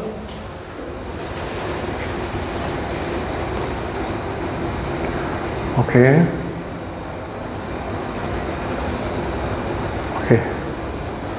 Must be wrapped with caps together in a sealed plastic bag or shrink wrapping with a collection container, and must wrap with cap individually in sealed bags, and must be peelable. Okay, you must be able to peel. See, when you peel, when the glue confirmation they peel out, it must break the seal. If the seal is still there, that means it's not genuine. It must be, so the material must be thin but it's breakable. Okay, unbreakable, that means you can tamper. All right, so that is critical. Now, plastic material must be leak resistant. Okay, leak resistance plastic bags must be 2 sizable compartments or pouches which are leak resistant, one large enough to hold 2 specimen bottles, the other large enough to hold a sheet. So that means the plastic that you pack it in, one part is where you place the chain of custody form. The other part is where you place the sample. Okay? So it cannot be together, because if there is a spillage, it is what do you call this? It will not suffice. The sealing method must be done once the compartments are sealed, and any tampering or attempts to open the compartment either will be evident. So you must make sure that there is no tampering. Okay, you cannot break the seal. Okay. Absorbent material. Each must contain enough absorbent materials to absorb the entire contents of both bottles. Absorbent material must be designed to fit into the leak samples so that the bottles are placed. Okay, transportation of confirmation. Samples. Yes. Absorbent material each, okay, that one is fine. Transportation of samples for confirmation tests. Ensure that all security features and seals are intact. Okay, special bags and containers are used so as not to spill, contamination and being lysed. Now what do you mean by being lysed? See, whenever you collect the urine sample, if it is in the sunlight, heat or what, the sample can be spoilt. Okay, so that's why you need to put dry ice. Okay, pack dry ice and put that so that you can save the freshness of the sample, not becomes lysed. Once it lysed, you cannot have a proper reading. Okay, it will affect the reading. Okay, then ensure that all cigarettes, special bags used not to spill, cannot spill. Details of confirmation lab with specific and clear instructions. That means if you look at your chain of custody, you have to fill up that form there. That means the HR releases to the courier. Courier releases to the confirmation. Okay, proper documentation. If you look at the chain of custody below, okay, there below you can see one release, one receive, so that everybody is documented. So this document becomes a legal document. Okay, so very important that all this must be properly filled in. Okay, and this is the evidence of carrying out, following the procedure, and also to ensure that there is no tampering, of chain of samples. Okay, results must be sealed and direct to the specific asset and not to be unauthorized personnel. That means if you want to seal to him, you must seal it, hand it to him privately, not openly. Okay, whether he goes and shows it to the others, it's up to him. Okay, so you tell him that this is your sample, this is the results, and if you have any queries, please come to the HR and clarify with them. They will clarify that one. Decide on the procedure on reverting the confirmation with documentation to relevant and authority personnel designated by the company or body. Now basically, when you inform, like say maybe you work for a contractor, okay, so you give it to the contractor's boss and he will direct it to the employee or do whatever action that is to be taken. Okay, so the company, if you are working for the organization, then of course the HR will handle that. Okay, it is not your job already anymore. Your job finishes. Once you have done your screening and you have released the sample, you are no more the custodian. Right? Very clear, huh? Yeah, if possible, use dry ice to avoid lysing of sample. Okay. Okay? All right. Sorry. Okay. All right. Okay, guidelines on prevention and responding to drug and alcohol problems at the workplace. Okay, how do you address? Identify responsibility under OSHA and drug laws. Okay, when you identify responsibilities, what are you supposed to do? Number one, test everybody. Number two, random. Okay, then if there is any time element, there's an accident or there is an incident, okay, you do the testing. And then who is responsible? HR, exactly. All right. And how does the safety officer come in to the picture? Safety officer is as equivalent to the HR because he comes under HR and he can say, okay, I want this test to be done. HR has got to comply because that is the factor. Risk management. Okay, how do you manage the risk? Okay, management of risk, again, how do you propose to do it? Yearly, monthly, or randomly? What? So you must see what is your risk factor. Have they been identified? Like for instance, your PTW, permit to work.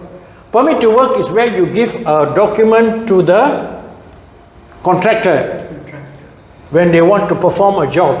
You call it a permit to work. And it is there stated that your staff is liable to be tested at any time. The permit to work contractor can come and says, we have done. It's okay. Whether you have done or not done is immaterial. But what we want to do, if we want to test, it's our prerogative. You cannot say no or yes. Okay, so that's very critical. Huh? Develop and communicate a policy. Okay? You need to develop a policy. Remember, we're talking about a policy? And communicate the policy. Okay, this is what our policy is. Okay, once you agree to it, you have signed. Ensure that they have signed and agreed to the policy. Don't inform them and don't get them to sign. Then you can, whether it's an employee or whether it's a contractor, they have got to endorse it. Okay? No verbal arrangement. Reduce risk factor, build protective factors. That means reduce risk factors. What are the risks? Okay? Whether they are working in that environment, is it dangerous? Is it conducive? You know, sometimes when you're working, let's say for an outdoor, very hot, okay, you feel very, lethargic or whatever it is, okay, the conditions. And then you must ensure that they have the proper tools, ensure that they have the proper environment, okay, and their job scope have been briefed to them. What are the do's and don'ts? Okay, so it's very important you reduce factors. That means what is the protective things? Suppose chemicals spill on you, where do you go? You don't just wait there and wait for somebody to come. Okay, so what is the protection that you have? Okay, if something has fallen into you, who should be informed? Okay, if there's a fire, who should be called?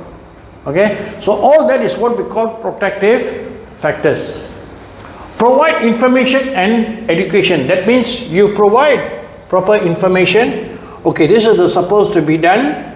The education, that means you have been briefed. You have been briefed, you have been trained to ensure that the safety features are in place. Okay, and if there is an element of of accident or so forth, what is your next line of defense? Okay? Alright? Then, identify staff at risk. That means performance management, drug testing. Performance. Who are at risk? Who is the staff at risk? Are they the administration, the accounting, or the production worker, or those working in the outdoor? Are they truck drivers? So who are the people? Okay, you must identify that, right? The staff performance and carry out drug tests. Okay, if it's your logistic people who are going to do drivers before they leave the premises, are they on drugs? Okay, you don't know, some of them take that. So as long as you have done, okay, he's leaving at 9 o'clock, 8:30 we did the test, he's clear, finish. Okay, next, provide access to rehabilitation. Again, when you provide access to rehabilitation, is the company policy or not? Or is the company policy says, sorry, no rehabilitation? Either yes or no. So you have to depend on HR to decide what is the factors. Okay, so very important to make sure that HR stipulated in black and white. Okay, evaluate and adapt the program. That means you do an evaluation. Is the what do you call this? The program working? What you have stipulated there, is it sensible? Okay, and whether you need to adopt it or we need to change, because there's a lot of gray areas. Okay, which department, that's important. Who are the people to be tested? Who are posed to dangers, posed to risk. Okay, so you need to ensure that these people have got protective covers, have got proper document, as well as are aware and educated on what to do if there is an accident. Right? Right. Okay, so basically this is the. Okay, let's see how you answer these questions. Okay, since you got 5 minutes more. Okay, now, of course, your name in it. Explain the term drug of abuse. Can you remember one of the things, Derek? What is the meaning of drug abuse? Jenny? Okay, you got 5 or 6 elements. Number 1 is taken medication without prescription. Or you can say taken medication with more than the stipulated amount. Okay, and then taken medication which is not prescribed to you. Okay, so those are some. Name the document used for screening. Jenny? What's a document used for screening? What is it called? Drug testing chain of custody form. Chain of custody, yes. COC, okay. What is OTS? on-site Testing. On-site testing. Testing supervisor. Okay, right in front. There. Okay. On-site testing supervisor. When do you classify a person with a positive sample? When? When do you verify? The person who is a positive sample. After the test. After the Test. After the drug test has been done. Yes, that means I know. How do you know? Through the readings. No. How's the reading? How to read? How to read? When there is only one line. Right. Okay? Positive means one line. Negative means 2 lines. Okay? Yes. Name the body that defines the cutoff level. What is the body that defines, remember the cutoff level? What's the name of the company? What is the name of the body? Samsha. Okay? Samsha, remember? International body, International body. That's right. Okay? State the protocol involved in carrying out DNA testing. Okay? What is the protocol? What's the protocol? The protocol is, remember earlier we put collection, test, negative, discard, positive, send for confirmation. That's right. So that, yes. Okay?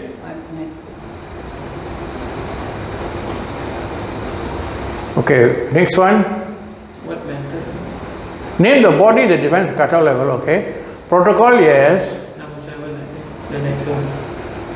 What method? Okay, what is method used in the first line of defense? Remember earlier we talking immunoassay. Okay, immunoassay. All right. What is the method used in the confirmation test? Saliva, urine. No. GCMS or HPLC? Oh, that's the term. No? That's a term. GCMS or HPLC. Who is qualified professional to interpret results? Who is the qualified person? Who is the person? Qualified person. MRO. MRO, that's right. Okay? MRO, Name 5 drugs. PDRM. Oh, Okay? Name the 5 drugs dijalankan oleh PDRM. Okay? Alright, this one I don't think I brief you, but the 5 drugs are THC, amphetamine, meth, morphine, and ketamine. These are the 5 PDRM, One of it is alcohol, is it? No alcohol. Alcohol, no. This is drug. This is drug. Oh, I see. Okay? What is the name of this course you attended? There.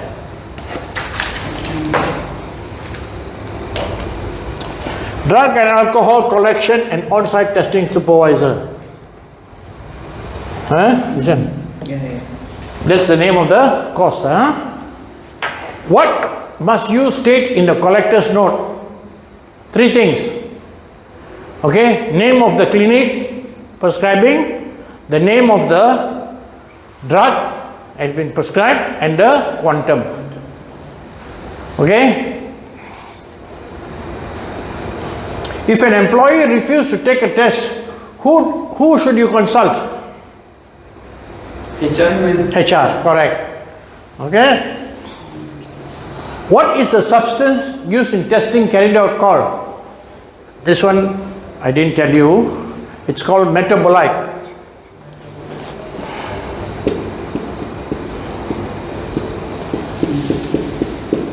Okay? The substance is called metabolite. Okay? Okay. All right. So, have you completed? Yes, Okay, thank you. Okay, so now, anyway, you have gone through the full course already, only practical. So, I have gone, so we call it a day, I think.